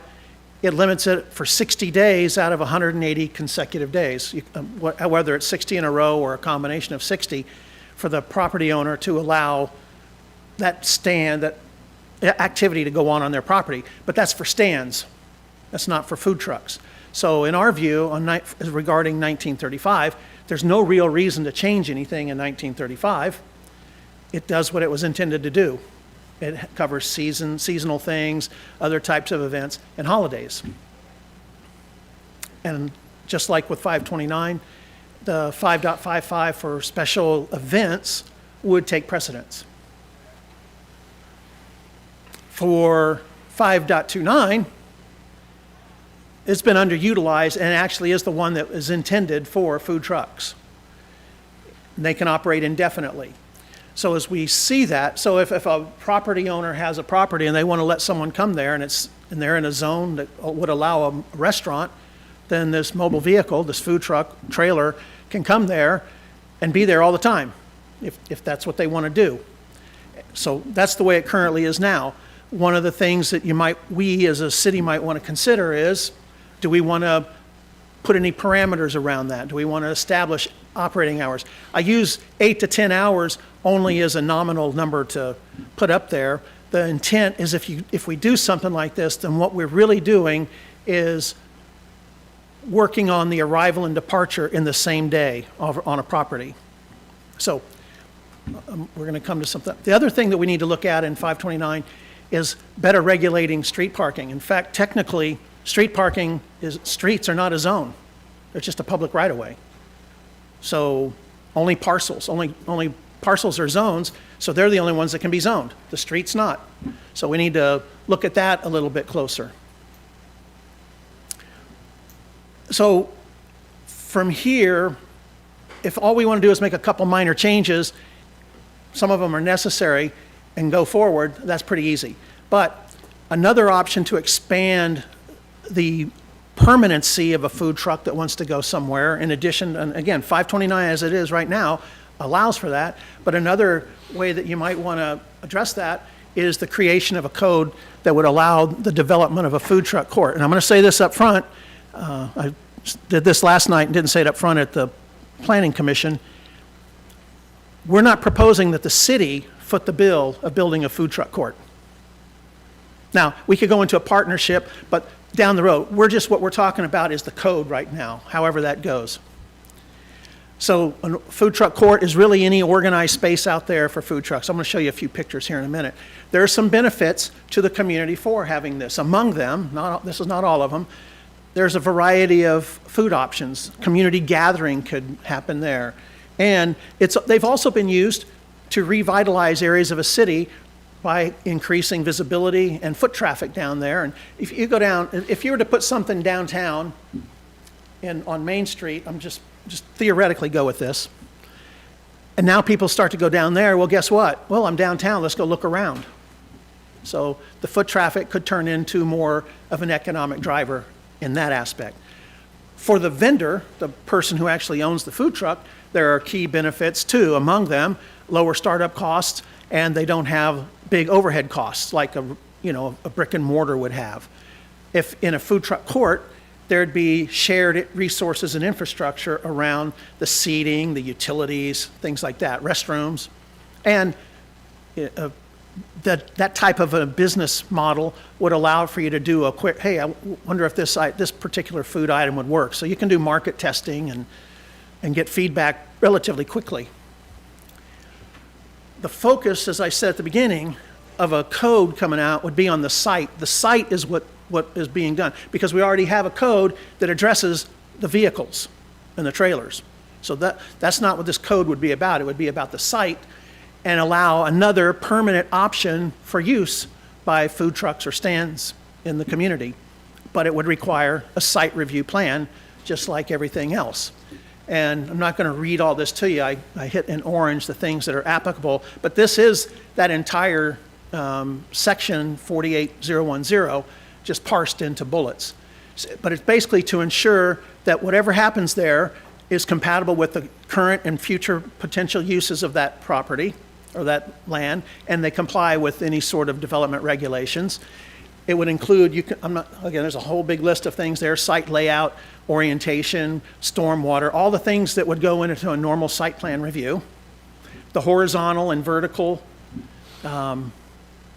way things are laid out in there so that it doesn't impact the surrounding area. And then design review for the aesthetics of what that would look like. And so we're going to go look at a few, and you'll get an idea what we're talking about here. This is Ridgefield, Washington. Who's been there? All right. This is, if the person taking this picture is standing in front of City Hall. That's their City Hall is right across the street from that. So this is not from far away, I don't know if those monitors are on for you, if you can see it closer, but it's a very small little park. Ridgefield's about 11,000 people roughly. It's got I can tell you because I've done the street view of it. There are 3 trailers in there, gravel parking lot, a little bit of covered. There's some tree coverage. So the seating has some covered, some uncovered, shading and stuff like that. And on the alley way in the back that you can't see, but I've gone and not down there physically, but I've looked through using the Google Earth, there are a couple of porta-johns. So you can see that's an adequate, and it's got some sort of landscaping in front of it there. This is Tillamook, Oregon, half the size of Ridgefield, twice the size of a food court, with a much better aesthetic, and I think anyone would agree to that.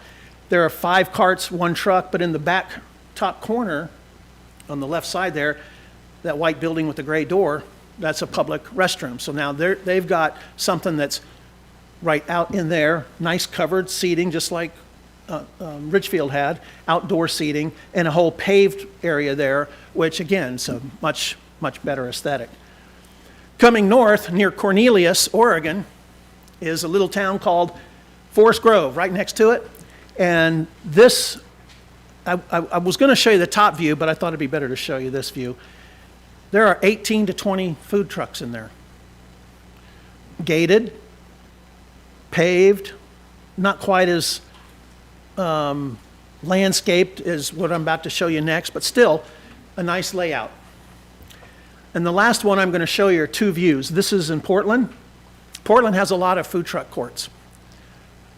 But you can see when this was first developed, everything faces out onto the sidewalk.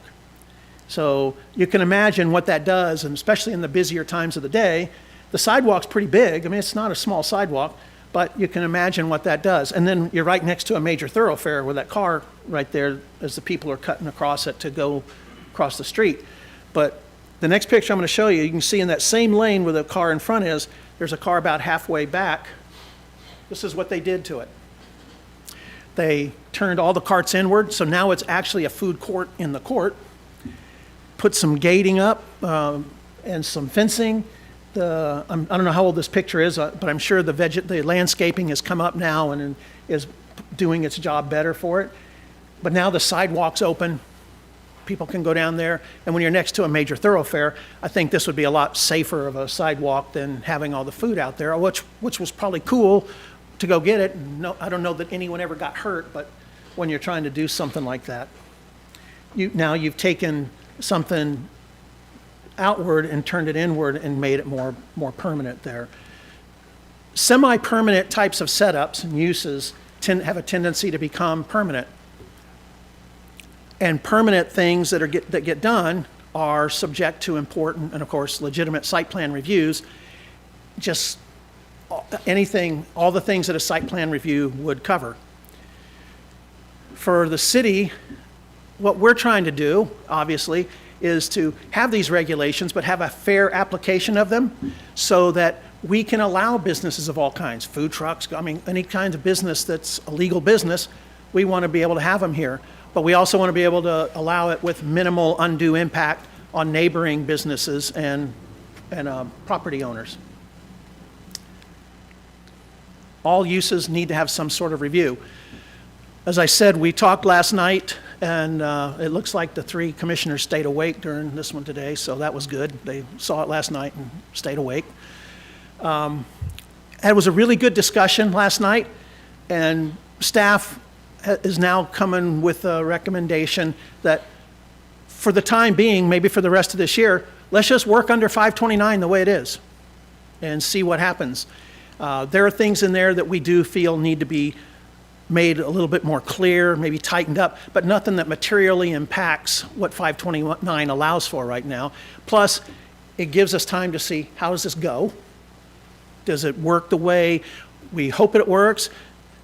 Maybe we get a bunch more trucks come in and maybe everything's going the way it should go, or maybe we see, oh, well, this didn't quite work the way we thought. Then we have those things we can come back with. And instead of piecemealing revisions to the code to answer things we want to tighten up anyway, we just come back with one major revision to the code. So what we're looking for now is inputs from council, thoughts, opinions that you might want us to come back with, and any questions you have. Great, thank you very much. With that, I will turn it over to council, and Mayor Pro Tem has her hand up. Thank you, Mayor. Thank you, Steve. I appreciate this. I've been really looking forward to this conversation, and I'm glad that it got moved up from the May workshop, because I was on council when we passed the food truck ordinance in 2018, and because the other ordinance didn't reference food trucks, and we wanted food trucks, so we passed one. So when people would come in and say we can't have a food truck, I'm scratching my head thinking, what is it? What's the obstacle here? So thank you for clarifying. It turns out there wasn't one. We were just looking in the wrong place. So thank you for clarifying that, because I've been thoroughly confused and looking forward to having this conversation. So I think that if anything, we do need to make it easier. I don't know if that involves the regulations in terms of making it clearer where someone can be located, or define permanent, semi-permanent, or temporary, or if there's something in the permitting process that we can streamline, because we want to bring life to our public spaces. I'm all for food trucks, vendors, buskers. I want the ice cream guy at Windjammer Park. I want people doing balloon animals. I want all of it. So anything we can do to support bringing those resources and services to as many places as possible, you've got my full and unwavering support. So thank you for doing the homework and getting this clarified for us. Thank you. Thank you, Mayor Pro Tem. Councilmember Hoffmeyer. Yeah, thank you so much for this. Yeah, was very encouraged to see a member of the public kind of kick this off this time, and see that staff and council is willing to move on it so quickly. Certainly not the first time it came up, like Tara said in 2018 there. When the city bought the piece of land that they did down on the waterfront, that seemed to be one of the main uses that the public would favor for that is, in a low impact development sense, at least in an interim, a lot of people thought food court down there, for instance. I also think down by the marina would be a great location. Councilor Heisen was mentioning Windjammer. Windjammer desperately needs somebody down there selling coffee. To keep myself and all the other parents awake, I think. Sunscreen, water bottles. My gosh, so if we get this code to where it is widely known that, hey, we're accepting these and it's not too restrictive, it would be great to see something end up down there. I was watching the news just the other night, and to get a permit on a hot dog stand in New York Central Park, that's obviously not where we're at, but $300,000 a year to get a permit for a hot dog stand back there. What? Crazy, right? And I think that worked like that worked like it used to with the fishing licenses, to where they end up getting doled out aftermarket. But just to say that there is a long history of food truck type setups in municipal parks, and would love to see Windjammer have something that was more of a permanent fixture. So. Very encouraged by this and look forward to casting a vote on it as soon as possible. Thank you. Thank you, Councilmember Hoffmeyer. Councilmember Arms. We do have a vendor that is willing to go. That's why he's not here. They are doing the final inspection, which county has to do. They have probably picked a site and they haven't disclosed, but they're willing to put in the infrastructure, which includes the electricity, and they want to see how it will go and probably pick some spot. And they've had a number of people that have come to the city that they know, and they've been told that they can't do it, so we've lost that business. So now, thank you so much, all of you that worked on this. And hopefully we'll be able to get past this, and we'll finally be able to have some food trucks in our city. Thank you. Thank you, Councilmember Arms. Councilmember Wiesner. Thank you, Mayor. Just a clarification for everybody. We don't need to do anything, right? What this is we're being clarified that we do have a law in the books. Unfortunately, it's not the law we've been using. And so now with the understanding of the law in the books, there's no action required by council unless we want to go back and make it more difficult. The new law basically allows a food truck anywhere that a property owner wants to allow it to be that's in a zone that allows restaurants, period. And it can stay there as long as it wants, which, like Steve pointed out, semi-permanent things tend to be permanent. In my opinion, the community supports it. They go there, they buy food, and it's making profit, then the community wants it, and the vendor wants to do it, and that's the way it should be. And so I just want to make sure we're clear with everybody. This really, at this point, in my mind, puts this issue to bed. As we move forward, staff knows what ordinance now to refer to, can give out the information to the food truck operators, letting them know that City of Oak Harbor is open for business for food trucks. Obviously, I agree, Ray, when he presented, had a couple of shutters last night, and I don't like it when Ray shutters. There may be some enhancements to make to the regulation. Right now, it is a little bit of a free-for-all, but it's certainly, I think, what we all wanted, which was a loosening of any restrictions. In fact, this basically kind of opens up no restrictions at all without any further action from council.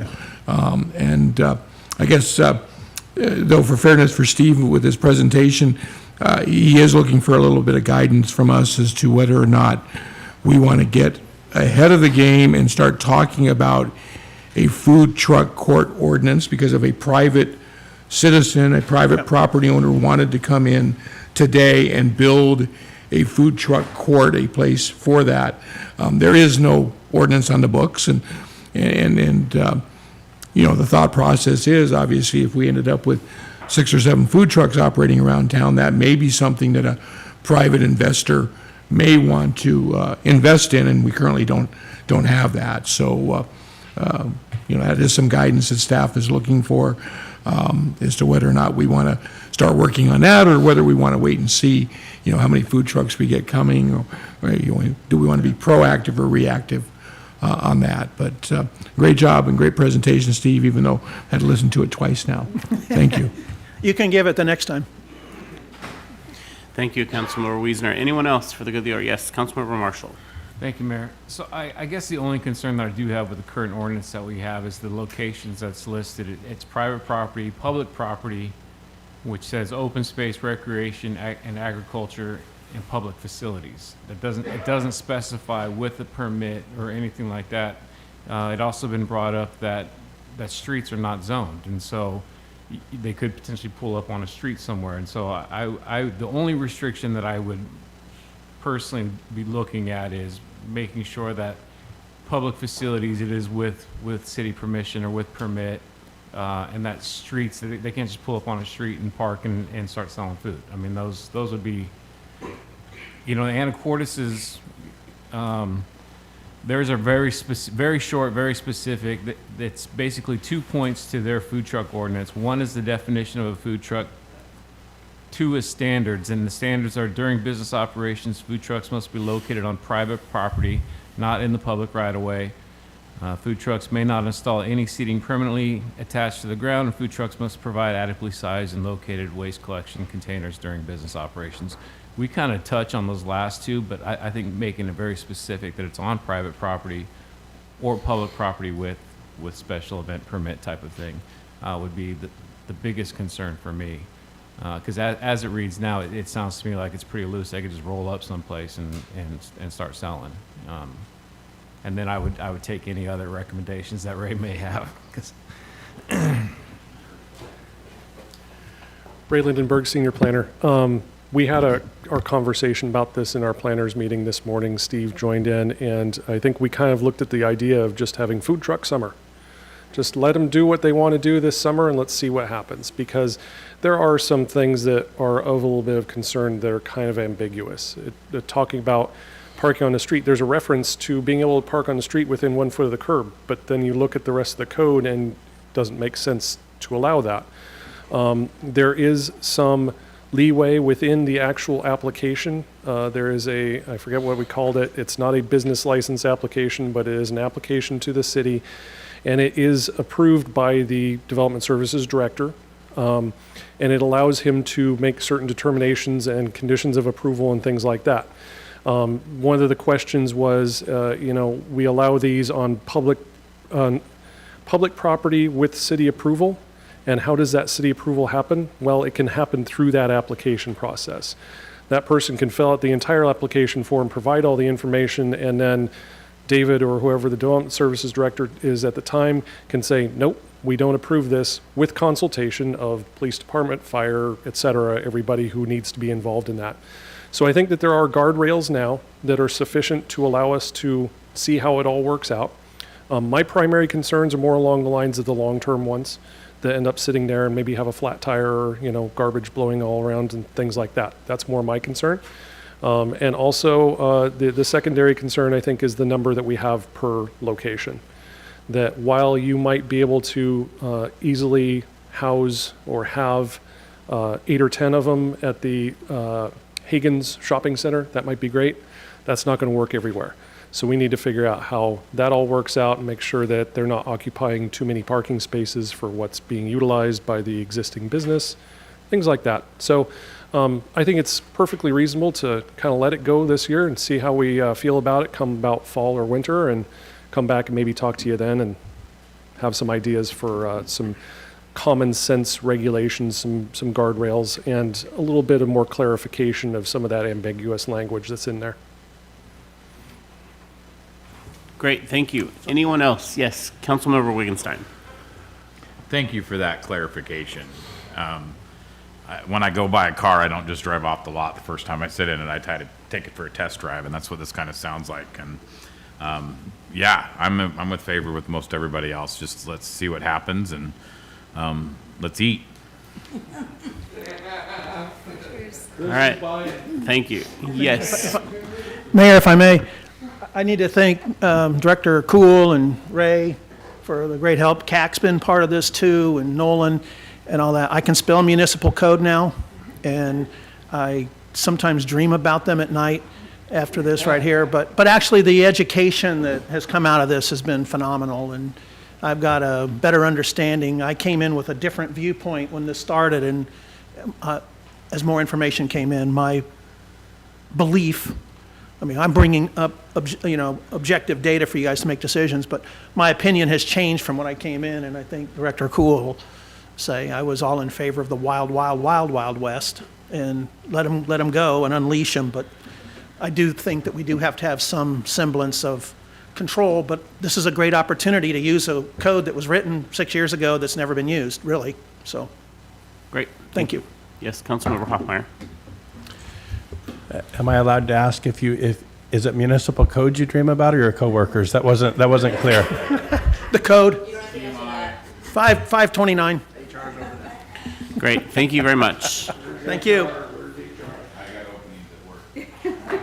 All right, we're moving on to the next section, 2023 Comprehensive Plan Amendments, Capital Improvement Plan 2024 through 2029. And here to introduce this topic is our Principal Planner, CAC Kamak. Thank you, Mayor, members of the council. Here to make a quick presentation on the 2023 Comprehensive Plan Amendments. The council remembers this was on the April 16th meeting. However, we did not workshop this item with the council, so we wanted to do that, make sure that we give you an opportunity to look at it and ask questions.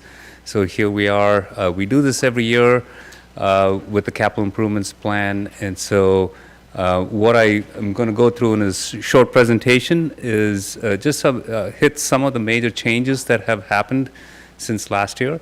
And I have all the tables in the slides. If you have very specific questions, we can go into it in more detail. We also have our support staff, I think the Public Works Director is online, and we have other staff here that can answer questions on the various projects if you have them. So with that, I'll jump in straight into the presentation. Again, these are the 2023 amendments that we started off with. We're working through a lot of them. The Housing Action Plan implementation is in progress. The land use changes from PIP to PBP have been completed. The UGA JPA is in progress. We had a special meeting about that yesterday. CIP, again, we do that annually, and that's what we're doing currently. We're just updating our CIP in this year's amendment cycle. We've already adopted the ATP, the Active Transportation Plan. We have some of the things that are still being worked on, alternate street connection plan. These are just street connections that our engineering department is working on and trying to determine future connections and more efficient connections. And then, of course, we had what was the downtown Marina redevelopment, which is being renamed as the Central Development Area in 2005. So these are what the 2023 amendments started off with, but we're adopting only the CIP as we move forward. So what are some of the major changes in the streets? There are some name changes. Again, this is just to kind of make sure we are focusing our resources in the right spot. Name changes help with that. So what started off as Harbor Heights is now the North Woodby access roads, because most of the streets that were put in there were primarily first to kind of provide access for the parks, but we know these systems serve the larger area. So maybe if we look at it in that way, the planning will be different. So it's been renamed. We've removed the Hoffman Trail project. This is something that the county removed from their CIP. It's a coordinated project, so we took that off our list. We'll put it back on when the county is ready to move on it. Facoma Road, it's completed, took it off the list. We've added Pioneer Way, SR 20 to City Beach Street, added West Whidbey, no jib to Southwest Heller. We also added SR 20 Eagle Vista to Southwest 24th. Currently, again, you have to realize the CIP is a year-long project. I finalize usually the list in September of the year. And as we get closer to December, usually I have adoption. But the further we go, there are changes. And so this document has evolved since even December. We had changes even as soon as early as 2 weeks ago. So I'm glad that this document is being kept up to date by our finance department with all the changes. But at some point we adopt, and then we're into a budget cycle, so we can make changes as we go. So that's the beauty of doing this every year. In parks, there was increased budget for the pickleball courts. Again, the Harbor Heights to park plan implementation, name change, changes name, the focus. We've added urban forestry plan and a parks plan update. We know that the parks plan shelf life is about 6 to 7 years, and that's mainly because we rely on RCO grants to kind of fund some of our parks, and they require that the plan be at least adopted in the last 6 years or so. And we've completed the Portland Loos and the state skate park project, so they've been taken off the list. Other changes to some of the other funds in wastewater, we've added the North Woodby sewer expansion, just the design of this project. This has come on and off the CIP based on interest in that in the area between Oak Harbor Road and Goldie Road. So the project has been added for designing the system in there. And the project to reuse effluent water system has been removed. This is based on just the fact that we need to look at the system, we need to study the demand and the water usage in Windjammer Park before we determine what kind of system we put in place. In the water fund, we've completed the Marin Woods project, so that has been removed. And the wet fiber projects have also been removed from that fund. No changes in the stormwater fund, the general government fund. We've added the name change for the central development area, and the West Side Fire Station has been added to that fund as well. So senior center, the roof has been completed, so we took that off. And in the marina, the breakwater project has been added to that fund. So we had a public hearing with the Planning Commission in January. We opened the public hearing in April at the April 16th meeting and continued it to May. So here we are, we have a chance to discuss it. So like I said, I have the tables here, but I will open it up for questions and comments and discussions related to this. All right, thanks, CAC. At this time, I will turn it over to council, and first we have Councilmember Marshall down there. Thank you, Mayor. And CAC, I apologize, and my fellow council members, I apologize. I have a list of questions. And just because I really enjoy this process. This is planning for our community's future, and that's what I want to see our community grow. So just a couple. One is starting with the curb broadband study. It says that there's a grant with a $12,500 match. Because we are doing all in North Woodby, can that match be funded through the county? Good question. Anybody that can answer that question? So I'll have a disclaimer. I don't know about every project. Sure. I'll try and see if we. We'll follow up with that. Okay, we'll follow up with that. Yeah. Okay. Any idea how much staff time this project's going to take? The broadband? Yeah, so my question is, why are we doing all of North Woodby? Why is it our responsibility to do all of North Woodby? And then really, what's the end game? What are we trying to accomplish when we get this information? Are we going to be the ones that are going to provide cable at the end of this? I know our boundaries are the city. Why are we doing all of North Woodby? Why would we pay the $12,500 then for the additional study? And so that's my question, I guess, with the curb broadband.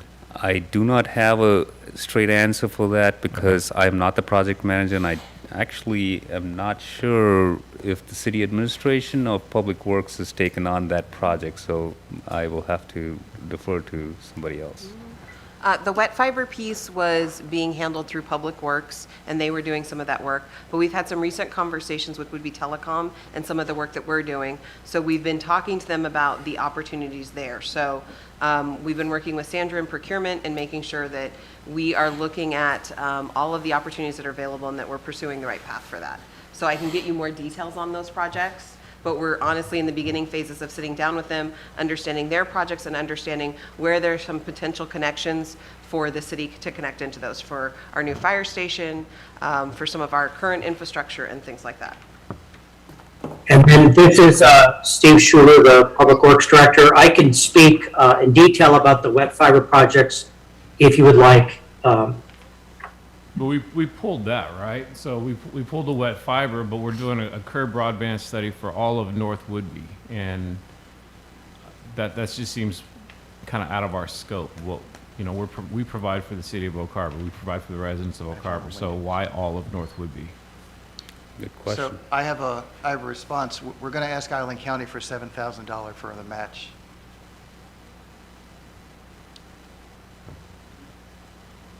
Okay. Okay. And then one thing just on the wet fiber, we don't need to go into a lot of detail. You know, it has been our recommendation to pull the wet fiber. I know previous councils worked on that quite extensively. And so if there's any further questions on that, I would just invite any council member to come and meet with me personally, and we can go over those details or whatever venue is best for you. Okay, thank you. Yeah, the response was we were going to ask Island County for $7,000 through their CURB grant program, but it was tabled. So. Okay. I'll move on then. Central Development Area Study. My question is, how is this going to be different from the past studies that we've done that have already been shelved? I mean, it seems like we have done numerous studies of this particular area, you know, the marina, the downtown. How is this one going to be different than the ones that we've done that we've not implemented in the past? Good question. I think just to on the face, sorry, Steve, did you have a response to that? Sorry. Oh, I'm sorry, Kat. You go first, please. Okay. So I think area-wise, it makes a big difference in terms of how you plan for it. So I think in the past, maybe we've had a marina redevelopment plan or maybe a downtown redevelopment plan or very specific traffic circulation studies, et cetera. I think the central development area is a much larger area than some of these other areas that we have planned. And so it could look at things cohesively at a different scale in terms of providing options as we move forward.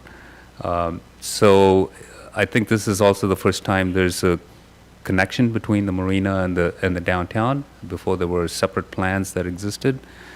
And also currently we have the city-owned property on the corner of Bayshore and Pioneer, which could potentially be a spark in anything that we would like to do. So in the past, maybe we didn't have some of those leverages or a way to kind of jumpstart some things. And so this time, those things could make a difference in what we do.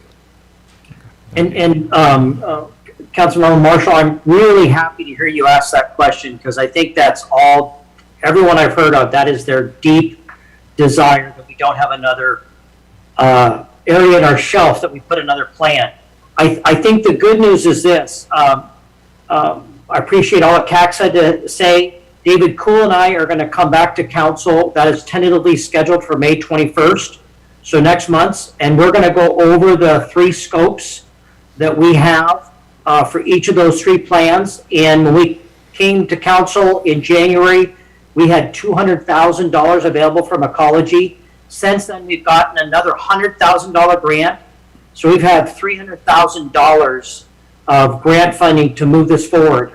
And then from my perspective, let me say this is a combination of both Public Works and planning working together at the beginning. And the reason why that's important is this is not just a planning exercise. Public Works is involved at the early onset. We want to work with the mayor and the council and the business community and economic development to make this from the very outset that this is something that we plan to implement, and that will be our strong desire. And so when you see David Cool and I coming together in May, I guess that's our signal to you that this is not just a plan, this is something we want to work with you to implement. And then, of course, lastly, it's going to take the private marketplace in the end to come and make these investments. But I fully feel, having been in many other areas and seen this in many other areas in the Puget Sound region, we are going to meet with a developer next week who's very interested. And if I mentioned their name, you would know the work they have done. And so we already have people who are already interested in coming to Oak Harbor. What they're waiting for is for us to go through this process and, in essence, in the end, complete the code that we need to complete to move forward. Okay, thank you, Steve. I mean, you touched on what my big concern is, right? As we spend money on plans and then we don't implement them. I know I've heard Councilmember Wiesner mention this several times, that we do a plan, we shelve it. You know, I was reading through the Marina redevelopment plan that was done, I think, in 2009, and all of the things that are in there are the things that we're dealing with now, that we essentially paid, you know, to have studied again and just to tell us the same information that we knew over a decade ago. And so I'd hate to see us kind of go down that path and then not take that on. So on the comp plan update, just a small thing. It says that there's $50,000 allocated from the general fund, but at the presentation that you made for us last meeting, that was at $25,000. Bring up that table. It's in our packet, it's page 192.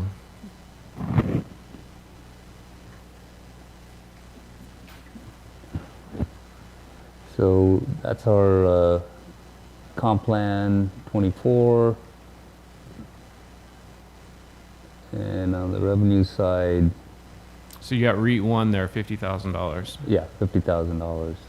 I think I maybe mentioned that we have 25,000 we're holding back. Maybe is that what you're referring to? So Okay. there's a discrepancy in the amounts that we're looking at holding back. This one says 50, last month was 25, or last meeting was 25, and so I'm just curious what amount we're actually holding back. I think 50,000 is our contribution towards the project and along with the grant. So that's the total project cost. However, we went out to the consultants with a certain budget number and we held back 25,000. Now we can look at it as our money or the grant money, Okay. but we're just holding 25,000 back in that fund just so that we have a fixed budget and we don't kind of go over that. Okay. And so that's maybe what you're thinking about as the 25,000. Must But I be. think 50,000 is our Is contribution. our from- contribution, okay. Yes. On the pickleball courts, it still has Rotary Park listed as the location that we're going to do the pickleball courts. And that could potentially just be a remnants of, The past because plan. we're trying to update this Sure. in September, Sure. and that may, if a decision or a discussion has happened very recently to change that location, Yeah. it just hasn't made it to the document because there's a little delay in Understood, that. okay. The reason why I mentioned is because if the public looks at this, I don't want them to think that that's where we're going as Rotary Absolutely. Park with it. Totally understand. Yeah. Smith Park improvements, there's a whole list of improvements that are here. One of the things that I don't see is reintroduction of native plants, and that was, Sabrina pointed this out. It was an ARPA fund allocation that specifically says native plant reintroduction, and it's my understanding that money's been used for a sign now as opposed to the native plant reintroduction, and I'm just curious as to how that came about and why native plant reintroduction is not part of the project's description here. So projects here are usually projects that are greater than 50,000. I'm not sure if that project cost would determine. The entire cost, including the contribution from ARPA, is $60,948.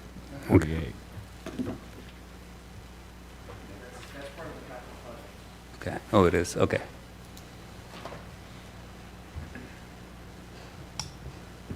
So is it standard, Sabrina, if money's been designated for a specific item by council, is it standard to reapply that money to another project or to another area of the project. Well, I'm looking at the project sheet, and it's showing only about $11,000 of the ARP or the council priority project money, and the other 50 is REIT 1 and REIT 2. Understood, it's $10,948, but on the ARPA funding, the council-approved project, it specifies native plant reintroduction. Yeah, I'll leave Brian or whoever's project manager.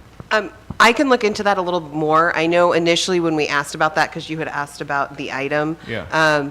the explanation was given that it was moved over to the sign. And I know that they have also been doing some work with the Garden Club and some other folks. So I don't know if there were just changes in the project. So I will follow up with Brian Smith on that. Yeah, because in the project need, it doesn't even really say anything about native plant reintroduction. So I was just curious as to. Yeah, and I know they were doing some joint efforts, so I will look into that and give you an update. Okay, thank you. Mm-hmm. Okay, on the athletic field renovations, this is all, and I know I've asked this question before, but can REIT money be used for part of this? Because it seems like REIT is being allowed to be used for a number of other park projects. We've asked for a grant for the baseball field specifically, but there are other projects that need to be done as part of this renovation. And can REIT dollars be used for that? Yeah, REIT dollars are permitted to be used for parks, maintenance, and also parks facilities. So I'm going to jump over one real quick, but on the North Woodby access roads, we have a begin funding balance of $220,000 of REIT 1. Can that be reallocated to something like this? Just given that the rest of that project is, well, one, the project's on hold, and two, the rest of the funding is just so far away from what we currently have. Could that money be allocated to a more pressing project?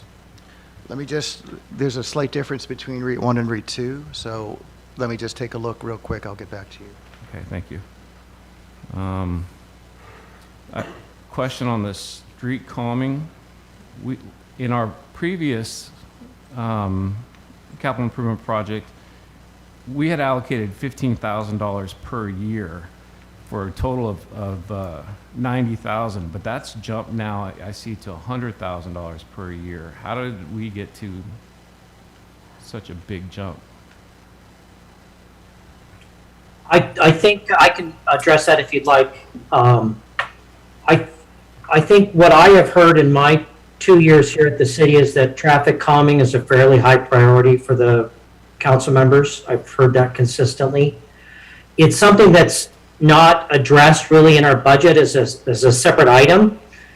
And traffic calming can end up to be fairly expensive, much more expensive than typically the community members understand, right? They'll say, hey, I want to have a traffic circle put to slow people down.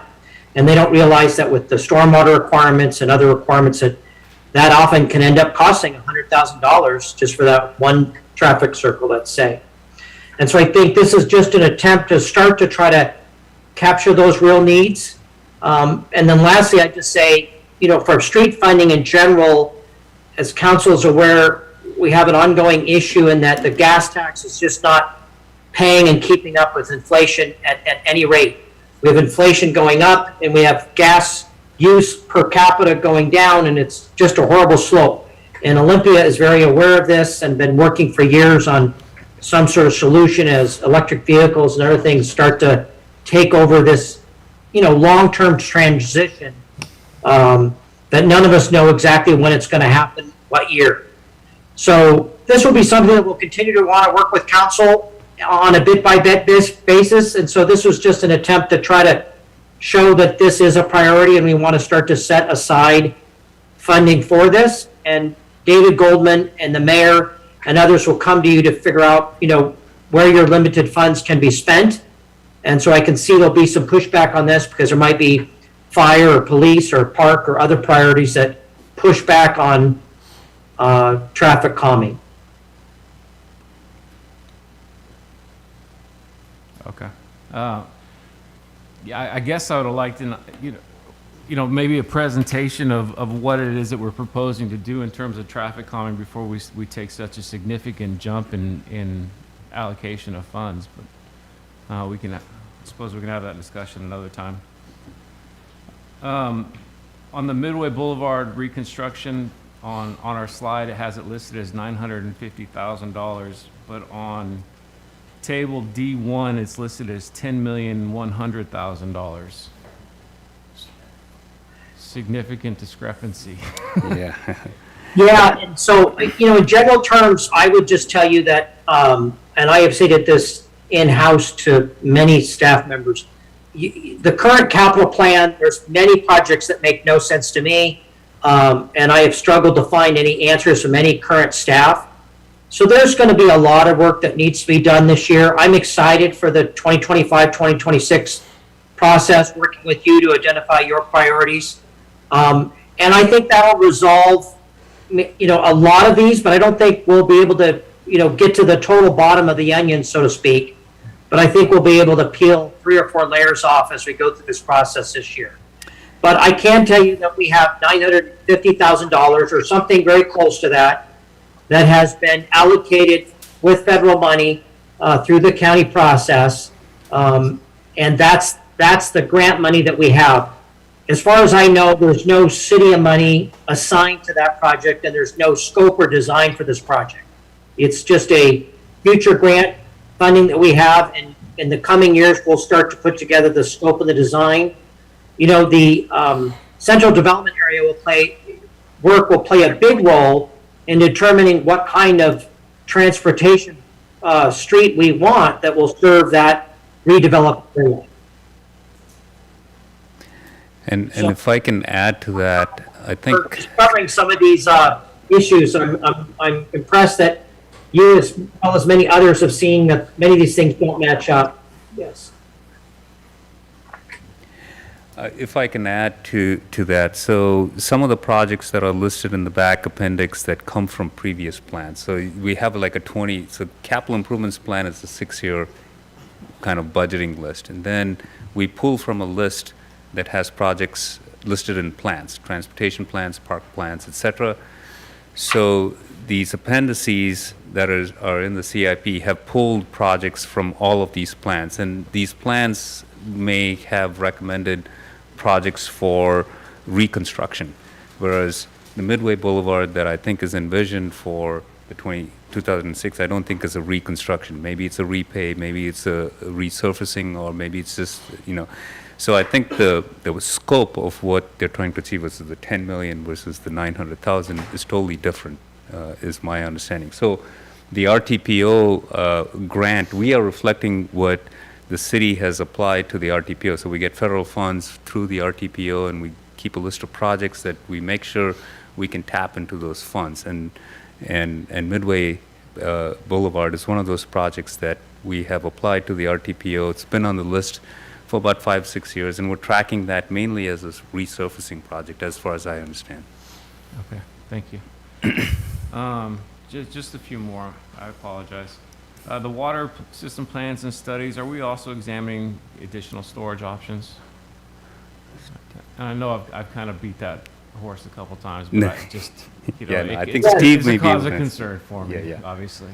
No, yes, and we will go through, so after the comp plan is completed in 2025, we will be coming through and redoing our entire water system plan for the next 10 years. And so that'll be that will take at least a year, let's call it in late 2025, 2026, where we go through all of that process and look at storage as well as supply. Okay, thank you. On the marina additional improvements, there's a whole list of project need, but then when you get down to development plans and status, one of the things it says, hire a marine construction company to facilitate the construction of the beach soft shore armoring, and that's not part of the project need. And so I was just curious how that's tied into the need for the whalers and all that other stuff that was actually mentioned as the project need, but then it throws in that soft shore armoring. I'd have to defer to our to Chris Sublett or to Brian Smith to answer that very specific question. All right, thank you. But Again, we will get you information. not a now problem. that No, we I have all appreciate that, it. so It was one of appreciate the it. reasons I wanted to workshop it, Absolutely, right? So no, we could just so- discuss this before we come to a final plan. Totally understand. The breakwater replacement has nothing other than an $18 million price tag. There's no description on the slide. There's no project. No, there's nothing. So if we can kind of fill that information out. That would We'll be- fill that in. I appreciate that. Yeah, thank you. Then another question I had is, can we add a feasibility study for the rec center? I mean, that's something that we have one listed for the West Side Outfall Pump, and we have one listed for 7th Avenue Wetland Trails, but we don't have one listed for doing a recreation center. And I'd like to see it as part of our capital improvement plan, that this is something we're working towards and the community knows we're working towards. So the question very specifically related to that, and if the council wants to, do you want to see it in the CIP for the May 7th meeting? Or would you want to consider that as an addition for the next CIP? I mean, the timing of it makes us want, we will work with whatever option you choose as a council if you wanted to add that project, because it's an addition above what is already presented. No, I'm fine with it waiting. Okay, Yeah, because we'll be yeah. coming back in about 2 months, and I'll be asking you what projects you want in the CIP. Yeah, no, again. that's So not a keep your problem. notes, and we will definitely have to go through that again here Sure. in a bit. And then the last question I had is on one of the slides that you presented there as the 2023 accomplishments, it had Portland Loos were accomplished and the skate park. And what was accomplished at the skate park? Because the skate park is actually still part of the current CIP as a future project. And so what do we actually accomplish there? Good question again for Brian Smith there. I didn't think that the skate park was still in there, was it? It was listed on that slide that you presented as 2023 accomplishments. And it is still in our CIP, yes. What's that? Oh, I don't know if it's a CIP.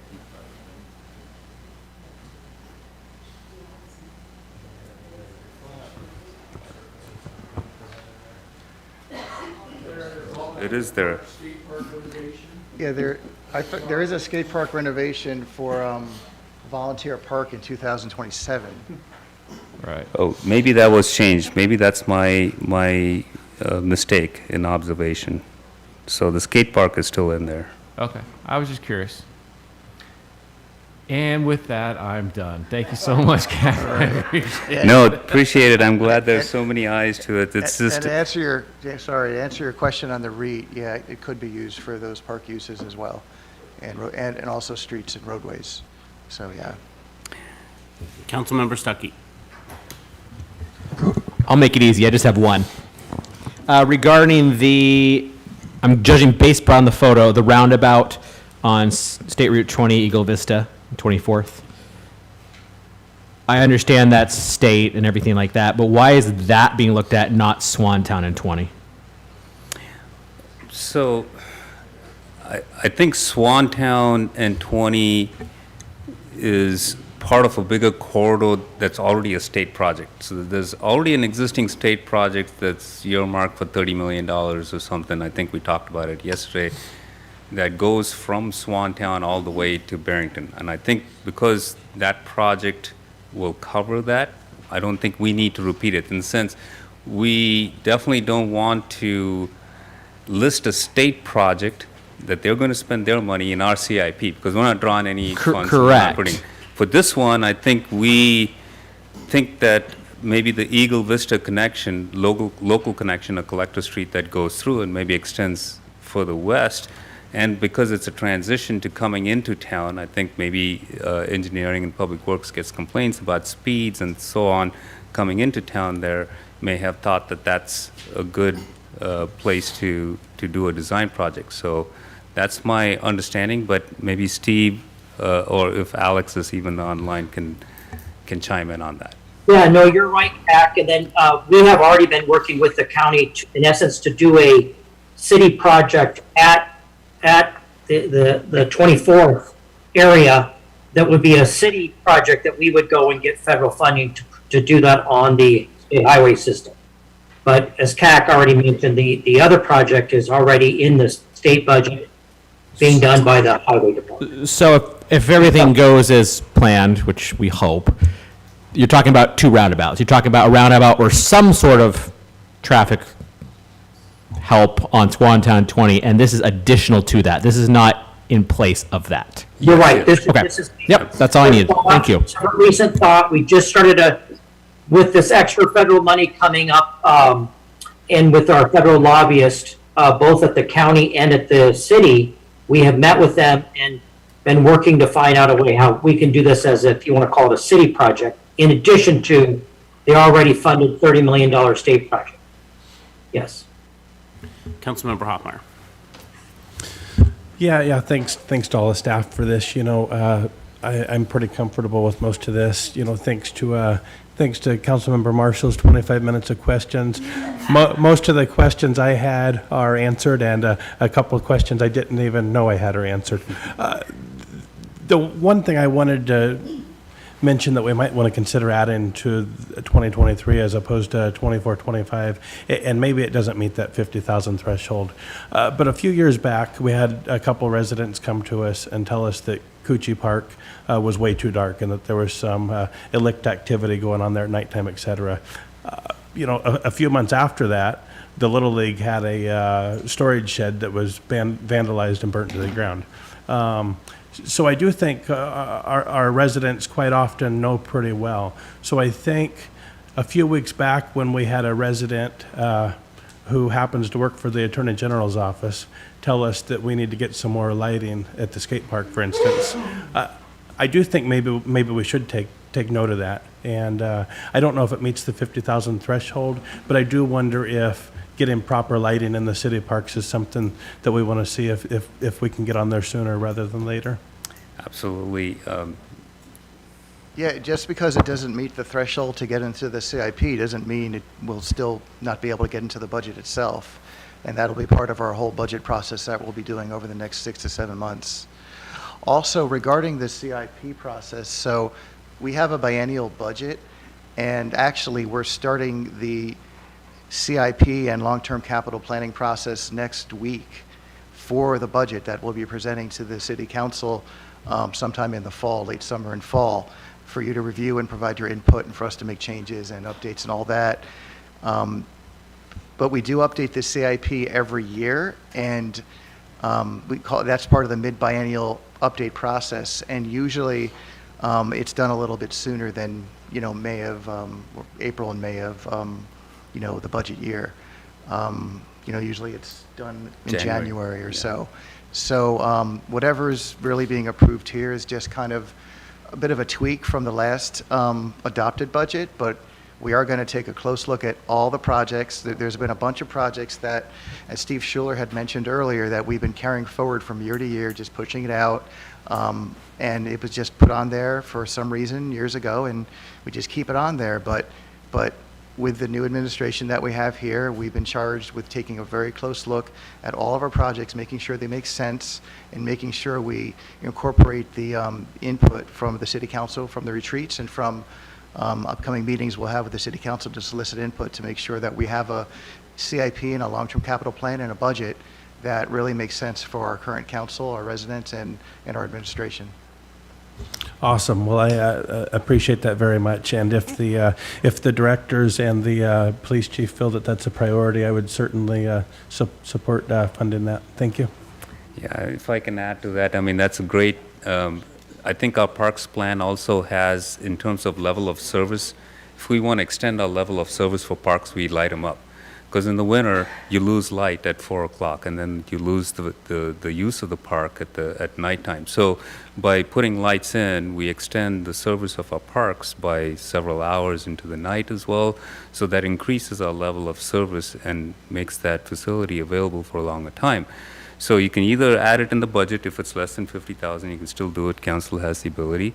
Or you can combine several parks and say we want to light all of these parks, and you can make it greater than 50,000 and track it in the CIP as well. So there's many strategies to trying to do that. So we'll definitely come back. I'll also say that I'm hoping that this is the last year that you see the CIP in this format. I'm hoping with the comp plan update, we update our CIP as well. We'll try to make it a little more easier and more user-friendly as possible. So you might be able to see a new document, new way to update it. And I'm going to look into all of those options moving forward. So budget year, comp plan, new CIP, exciting time. Form-based code. I mean, there's a lot of things going on. So it's an exciting time. Thanks so much, CAC. Anyone else for the good of the order? So just a reminder too, I mean, David touched upon this, but we've had an administration change and we are making a lot of changes to how we're tracking things and doing things now within the city. So you're going to see a lot of these things where it's going to be different or there are changes. We're going to try to be as transparent with all of that as we can. So, but we're trying to make it more efficient for everyone, so as well as management. So, all right, with that, we will move on to Public Works. City of Oak Harbor procurement update, introducing Miss Sandra Place to present for us. Hi. Hi, Sandra. Okay. Good afternoon, Mayor and City Council members. Sandra Place, Central Services Manager, and I'm really excited to be here today to be able to give you an update on our procurement efforts, as well as to begin a discussion regarding possibly increasing the authority limits. With the 2025-26 budget season in process, it was suggested that I put together this brief workshop presentation to kind of just go over the basics. So what is procurement? Procurement is the process through which a government acquires goods and services. There's 3 stages. We plan and we schedule. We source, which is the actual act of purchasing, and then we do contract administration. Procurement provides a vital component to our organization because not only do we provide the checks and balances, but we do negotiations, compliance, contract administration, strategic planning, risk reduction. We provide transparency and ultimately savings opportunities. This slide outlines, I'm sorry, I think I went too far. This slide outlines several rules and laws that we must follow. I know it's not always easy, and sometimes we do have to say no, but you can go this direction, and this is why. We have a lot of statutory rules, regulations, laws, purchasing processes that we must follow. And this slide shows that this is our foundation of public procurement. On this slide, this is just the beginning of our purchasing policy and procedures manual. You probably have seen this before, at least the past council was very integral in passing this new updated version. And on the top of it, I just want to point out is the code of ethics. There's a code of ethics that we follow per RCW 4243, which guides all employees as well as elected officials on how we will conduct ourselves with the procurement process. Before any purchase is made, the following questions should be answered. What kind of purchase is this? How much will it cost? How do I procure it? How do we properly protect the city from liability? Who needs to approve it? And then what are my responsibilities afterwards? This manual helps our staff as well as our administration to answer these questions and more. For example, the City Council approved an exemption recently for the marina for their electrical repairs. And when the marina staff at first had to define what did they need to have happen, then they obtained a cost, and then they came to procurement for what they needed to do for bidding. And we were able to determine that we could use that special exemption to be able to move forward without the competitive process so that they were able to do that emergency purchase. We have seen that several times, and in fact, you're going to be seeing one after this presentation tonight as well. There is several more sections that I'm not going to go over tonight, but I will be doing internal trainings, and I'd encourage you to attend one of them if you'd like to go dive deeper into how we actually procure. And we'll be doing that for our staff. This next slide talks about purchasing policy manual and how it was approved in 2021. Prior to that, we were using the OHMSC, and we felt that it was just a little confusing. It didn't have all of the processes we needed. And through our audits, it was suggested that we put one together. So it was really fun. Worked with legal. In 2021, we were able to get that done. And we included not only the rules and regs, but we did best practices. We did user-friendly flow charts for our employees and included checks and balances in there. Some fun things that are happening in procurement right now is that as the city grows, procurement work also grows. And last year, we were able to fill the purchasing and contract position with an internal person from finance, Katie Lewis, joined our team. She's doing really well, and she's learning the procurement trade because she does not have that background, but I'm teaching her how we can, I'm teaching her so she can get up to speed. In addition to our Public Works team, she's going to be able to help engineering with their contract processes, which is another gap that we were seeing, and so that's going to be an exciting new change as well. Procurement was part of the team that successfully deployed the federal dollars that we were allocated during and after the pandemic. And staff found new ways to buy through cooperative purchasing agreements, which council approved. And a great example of a recent savings that we found is every year we ask our vendors, go back to the table, see where we can save money, and in particular, our cell phone bill. They were able to change around some of the plans based on people and how they were using it. And so we have a potential cost savings this year of $4,744 just by moving low users to a different plan and reallocating that across the board. So that's really exciting. We're always asking ourselves what's working, what's not working, and what can we do to improve. And during this 2025-26 budget season, procurement is very integral because we provide a lot of strategic planning and data to every department within the city. And lastly, coming forward to City Council soon will be the proposed ERP software, and we're excited about that one if it is approved because it will put everything electronic and it will be able to help us be more efficient by having workflow processes that are actually in place across the board. So David Goldman recently sent me a GFO article entitled Power, Politics, and Budgeting. Don't hate the player, don't hate the game, change the game. And it was a very interesting article because it had a takeaway about how you can have permanent goals, that goals don't always have to change and evolve. And that was a big aha moment for me because I always thought about goals always changing and evolving. But in procurement, we're always looking at these same goals, always trying to improve outreach and access to our local vendors, right-sizing the contracts, not making them too big where only certain people can bid on them.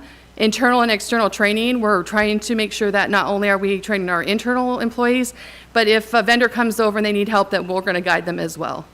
And always looking for new purchasing tools. There are 4 pillars to procurement excellence. To me, procurement is a process that is easy to navigate and accessible for everyone. It is also fair and transparent, and it means that vendors are eager to do business with the city of Oak Harbor. Then we know we're doing our job right. The 4 pillars of procurement are up there on the board for you. We strive to always be efficient and fair. To accomplish this, we bring everyone to the table. We help them if we can, and if we can't, we'll point them in the right direction. We must be results-driven and are contracting to achieve our outcomes and deliverables. We can do this by writing scopes of the work that connect the city goals, as well as inviting vendor innovation where maybe we're missing something. Our third one is we must be equitable to be able to open up more opportunities for all vendors. One way we do this is by reaching out to the vendors. We don't expect them to come to us. We want to help by reaching out to them. And this ensures that by ensuring our solicitations are concise, they have accessible language, and they avoid unnecessary requirements. And lastly, the 4th pillar is we must be strategic and high functioning. We can do this by forecasting and prioritizing and getting the word out. The same article that David shared with us said, it does no good if we do not communicate how the process works, because power of knowledge comes from sharing it. So I think that's really important. The city's finance and procurement staff are working really well. We understand what each of us needs, and then we also try to identify where we can increase and better improve that relationship. And we recently had a webinar yesterday where it touched on that, and it was very exciting to be able to talk and see how we can help each other out. Council support is everything. Increasing our previously low limits back in 2021 was phenomenal. It really helped make us more efficient when we're procuring our materials or supplies and equipment. By listening to our distribution challenges during the pandemic, you understood that we weren't getting things in a timely manner, and that sometimes we needed to have that not to exceed an amount, so when they opened up, we could jump right on them and not miss that opportunity. So thank you for that. And by meeting with staff in person to understand the bidding process. Again, in 2021, we brought forward to council this new purchasing and policy manual. It repealed the older adoption of, it repealed the OHMC. Then we talked about at council too, what were you comfortable with the limits? We asked for a higher amount than council was comfortable at the time, and that's okay. But we were able to get even higher than we needed to be able to be more efficient at that time. And that's also in your packet that we'll be going through here in just a moment. And then future changes that we wanted to bring them back to council, and we wanted to have at least yearly, if not, this one unfortunately is 2 years of a review of them to see if we're hitting the mark. So in 2022, we had an audit, and the auditors had some recommendations to make our manual even better. And there was some grant and federal requirements we had to add in there. There was another competitive bidding change, so that was just a 2022 update. And then this screen just kind of starts us with that discussion. We've had an internal request to see if we can increase some of the amounts, because sometimes it is a little bit restrictive for people, but there's pros and cons to why we do what we do. And so that's why I would like to open this up, and why I included these slides, which some of you probably have seen before, except for I dropped off what was previously done with the proposed. We actually have just previous and current. And you can see back in 2021, we went from 1,000 to 5,000 for our department directors to be able to approve. We went from 30,000 to 50,000, and this is specific to just material, supplies, and equipment, not related to public works, construction, and A&E. And this is where it's going to get a little crazy, because there's lots of different pieces to procurement, and you have to be very specific on what is that need and where are we going. And then also going to council instead of at 30,000 for these particular purchases to 50,000. I took the same cities that we had last time when I brought this forward, and I updated it to where they're at today. And you can kind of see that Oak Harbor is in the middle ground at our 50,000 amount. Anacortes is at 40,000. Mukilteo is still at 15,000. And then you have Lake Stevens, who has 150,000 before it even goes to council. So we're kind of just in that middle ground of where we're at, and we could go up more if council's comfortable with that, and that's kind of where the discussion, we would like to have that discussion today if possible. Then we get into A&E and professional services, and again, I put on there the previous, where we were at and where we're currently at. And again, personal services and purchase service, that's when it gets really confusing, because people are like, what is the difference between personal and purchased? It seems very similar, but it really isn't. Personal services is technical expertise by a consultant, whereas purchase service is that repetitive routine maintenance like janitorial, landscaping, vehicle inspection. So they're two very different procurement pieces. And so again, we included all of the same cities, as well as Stanwood jumped in there. Stanwood did not have the information for the materials and small purchases. And again, we're in the middle ground. Some of them are, 2 of them are over us. Mukilteo and Anacortes seem to always stay below us. And then Lake Stevens and Stanwood and Poulsbo are above us. So that was fast, I know, but we really just wanted to now open it up to see where council feels comfortable, if this is even something to bring back forward of increasing any limits. Great, thanks, Sandra. So at this time, I'll turn it over to council for questions or comments. Yes, Councilmember Hoffmeyer.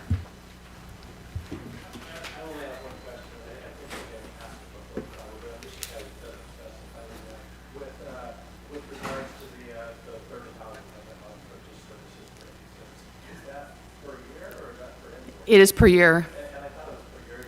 Well, per year per vendor, I should say, too. Per year per vendor.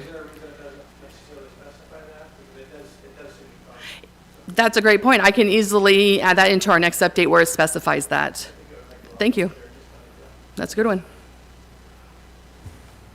Thank you, Councilmember Hoffmeyer. Anyone else with questions or comments on this issue?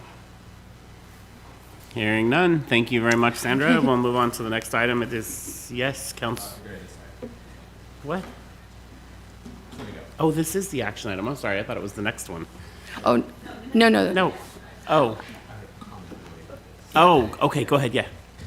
I see we're kind of speeding through these things here. Is it possible to move the primer to a future meeting? I'm not suggesting the next workshop, but when I look at May 7th, that seems kind of light. I feel like it could just be fit in somewhere because it's not a time pressing-ish item. Yeah, we can do that. We can work with Julie and do it as an item in a regular meeting. Sure. Yeah, so that we can make that work. My colleague, are you folks okay? Is there objections to that? I just don't want us to just keep rushing through things here, and because it's not a time-sensitive matter, I would prefer to move that to a future agenda. We understand, and we're just trying to make sure you guys have all the preparation for upcoming budgetary talks, so thank you Sure. for that. Objection? Okay. Thank you, Councilmember Stuckey. Sorry, I thought we were. All right, next item, action item, resolution 2415, special market conditions for a used mechanical sweeper. And once again, we have Miss Sandra Place. Thank you. Yeah, I was going, no, I think we wanted to open up a discussion about, do you want me to bring back further numbers, or you're comfortable where you're at? Is that another agenda item that you'd like? Yeah, sorry. So Or- I did offer that up to them. Oh, okay. Yeah, Councilmember Marshall. So before we move on, let's go back to the last issue. Thank you, Mayor. I appreciate the presentation. Without having too much experience in this, what would be helpful for me is what you're proposing, because I don't want to just throw out some numbers and then it not be effective for you. So I really would like to see kind of the previous, current, and then proposed, because otherwise it's completely out of line for me to make recommendations if it's not going to be beneficial to you at all. And so Fantastic. So you would like city or staff to bring back a proposed number? Yeah, it's Fantastic. it's really what your needs are, right? Yes, and then totally. Can we meet that need or not? At least that's my personal opinion. No, it's Wonderful. all I around, would, yeah. that's So, exactly what I needed. Thank yeah, you. You bet. Thanks. Okay. Perfect. So it sounds like they just want specificity around that. So I can do that. Yeah, Thank you. okay. All right, now moving on to action item resolution 2415, special market conditions for a used mechanical sweeper. And Sandra, go ahead. All right, thank you. On March 15th, 2022, City Council did approve a special market condition and a not-to-exceed amount of $120,000 to procure a mechanical sweeper. In your packet, I provided the last City Council packet where it talked about the needs and why we're asking for a mechanical. We don't have a mechanical, and how this will be an upfront cost, but long-term, we're saving every year. And we ended up having some surplus money from a paver that we did not use because we don't have enough staff to actually do a full paving job. And so we wanted to turn that money into this procurement that will help us when we do chip seals for each year's chip seal projects. 2 years later now, we finally found one under $120,000. There's many, but they're not under $120,000. Our staff went down, they conducted the evaluation, it looks good. It's on a rental fleet, we still have the need, and the funds are still available and budgeted. This is the actual unit. It only has 8,000 hours on it, 101 miles. Again, good condition. It will be sold with a PM. As soon as it hits site, it will be ready to sweep as we need it. There's a cost to benefits. This is what I was talking about, is we are going to be spending that $120,000 up front. However, if we were to just rent this unit, it would be at $20,000 a year versus a $16,000 by owning it. And that's only for 8 weeks, whereas we can use this as much as we want if we owned it. Purchasing, we're asking to use that special market condition that we just talked about, based on this opportunity that it will sell before we can obtain it through a competitive bidding process that takes a couple months, as you know. And so we are asking council to consider approving this resolution, which is what is required to be able to utilize this special market condition. And I just have a motion there for your consideration. Great, thanks, Sandra. So before we get to that, I will call upon council for their questions and comments, and then I will also ask you, when you guys are done questioning and commenting, whether you want to accept public comment on this. So with that, council, questions, comments on this matter? Councilmember Marshall.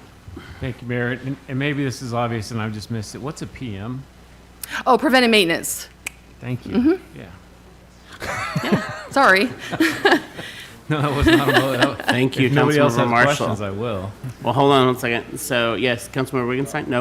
No other questions or comments at this time? Okay, so at this time, I'm going to ask council, do you want to entertain public comment on this matter before you guys are making a motion and bidding on it or voting on it? Well, I'm going to verify. No, I don't know, but I mean, there's no one else here, but have we received any public comment? No, Mayor, no Okay. public comment Okay, was so received. we're good to go then. So, all right, with that, I will entertain a motion. I move to approve resolution 24-15 and authorize staff to purchase one used sweeper utilizing RCW 39-04.280 special market condition not to exceed $120,000. Second. All right, we have a motion as presented, seconded by Councilmember Wigginstein. Is there any further discussion on this issue before I call for a vote? Hearing none, all in favor, raise your right hand. All right, passes unanimously. Thank you very much. Thank you very much. All right, so were we all in agreement that we're removing the City Council Financial Primer Part 2 off the agenda? Unanimous? You really want to fight. We did that while you were out of the room. I know. All right. All right, so that is a unanimous decision. So I will now call upon City Council overarching priorities, subcategories, and accomplished priorities discussion. And introducing that is our interim City Administrator, Sabrina Combs. Hello. Good evening. I can now say that. So as Tim pulls that up, I just wanted to let you know, I updated this document, and I believe Julie put it in front of you. I realized we had a typo under the in process and new items. They are not completed. They are currently in process or new or deleted. So I just wanted to make that clarification. So the 2024 City Council priorities.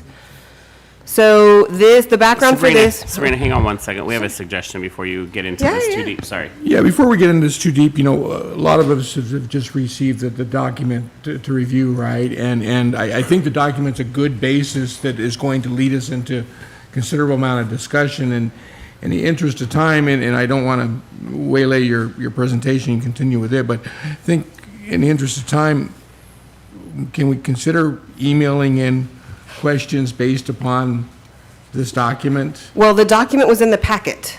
So the only thing is just a minor edit. Well, I realize that, but again, in the interest of time, I've got several concerns with this document. I don't know about other members, and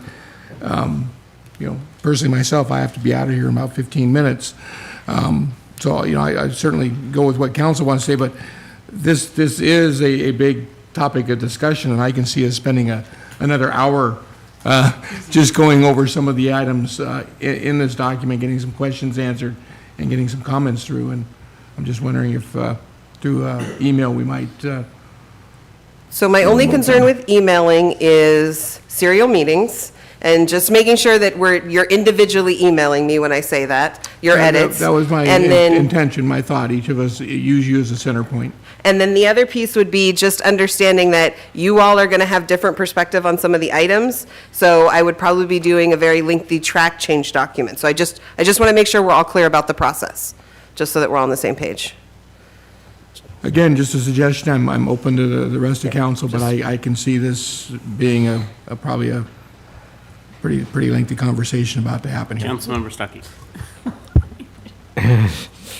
After we move the finance. I like the idea of hashing out in a workshop, but if you really have to leave it in 15 minutes, I also don't like the idea of you being cut out of a very important conversation. So that's how I feel. So I have no problem hashing it out here, because I think it's better to do it in a workshop environment. But again, I'm sensitive to, we need to make sure everybody has their input. If you can't maintain, I understand that. Or if there's other people who have to leave, so. Councilmember Wigginstein. My concern with not hashing it out is, are we kicking the can down the road, and what kind of pressure does that put on our budgeting for the next biannual? Councilmember Hoffmeyer. Yeah, hearing what everybody's saying, and I wondered going into this, and none of us like extra or special meetings, but in a way, it sounds like its own workshop, its own special workshop that needs dealt with very promptly. So, just my thought. Mayor Pro Tem.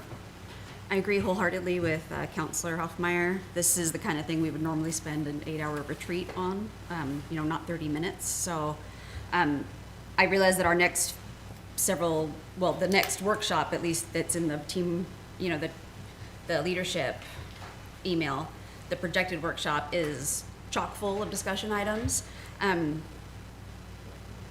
I would suggest maybe even starting that next workshop a little early at 1 o'clock. I'd rather start it earlier than hold staff over after in the evening, but that can be a different discussion. this is definitely a discussion I think that every one of us needs to have input in. I think that there might be some questions and things that could be cleared if we just say, hey, what is this, to you via email. So I would be in favor of not just postponing this to a future meeting. I mean, we can certainly do that with the understanding it'll be a long meeting, but my preference would be that this be its own workshop. It's not going to be productive if we try to stuff it into 30 minutes. Councilmember Arms. I agree with Councilmember Heisen. I think this is a complicated thing, and some of this comes from prior council to now us, and I think what Councilmember said, maybe starting earlier, I don't have a problem with it, or whenever we're doing it, but I think it's too lengthy to try to jam everything today, and then we're just rubber stamping something we don't like, so. Okay, Councilmember Marshall. Thank you, Mayor. I just wanted to apologize again for taking so much time during the CIP, but I very much want to hear everybody's thoughts on this, and so I too would support an earlier meeting or a separate meeting to kind of hash this out, because I'm very much interested in the thoughts of our fellow council members on how they would like to proceed with this. I think it is an important thing, and it represents what we want to see our city moving forward, and so. I appreciate the time you put on this, but, I think that a further discussion is warranted. So I think we're collectively hearing that they would like to do a special meeting in May, or a special workshop. Yeah, we can look at dates for that because Julie can work on that, so she's got that. Yeah, so. Just for some final thoughts for clarity, thank you. It is not any of current, yes, it's not any of. Fine, I get it. Thank you for that. It's not current staff's fault that council has not had a great deal of time to discuss this as we normally would. So I want it to be perfectly clear that that's not anybody's fault here in the current administration. And I appreciate you taking the time and taking our feedback and trying to continue to give us an opportunity to have this conversation, within the limits of our regularly scheduled meetings. So I appreciate the effort. Just wanted that to be perfectly clear. I don't want this conversation to be rushed, and it's nobody's fault. Yeah. And I understand that, and I appreciate those comments. What I did was try to take a stab at this, best effort. What I will say to you, though, is just understand that I didn't put in descriptions for all of the items because it was a first stab at showing you what that could look like. And again, the other point I want to make is just once this is finalized, this is something that we would add to the website and create a nice, engaging version of the document for the public. So just some follow-up pieces for you. But I will send this out so that you guys all have it to review separately.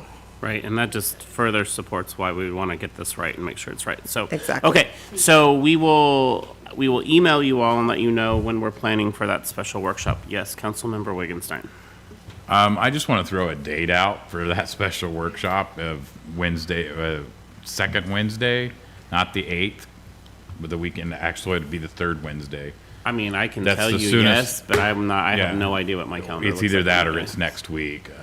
I believe some of us have unavailable the second Wednesday, and I'm also unavailable the last Wednesday of the month. Mayor and David and I have a conflict that day, so that will not work for us for an afternoon meeting, but we can look at some dates and make sure we send those out.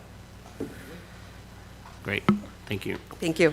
All right, so moving on to the last item, and that would be you again, Ms. Sabrina Combs, your monthly department report. Sorry, still me. That wasn't intentional. I know, right? Come on back. So I'm going to make this simple because I know everybody's trying to get out of here. The report is very detailed. We're constantly working with you to update it. So if there's more information you need or something we can clarify, just let us know. We do want to make sure that these reports are helpful to you in understanding what's going on at the city. And our staff is working very hard, and we appreciate all of their efforts, but we want to make sure you're seeing those projects and understanding what's happening. Any questions or comments for Sabrina about her report that was in the packet? I just want to say it saves us a whole lot of questions. More info is better, and keep it coming, and love it. Thank you. Great. Glad that Councilmember works. Hoffmeyer? Keep up the good work. Thank you. It's a team effort. All right, any Thank you. additional comments or questions then from council? Hearing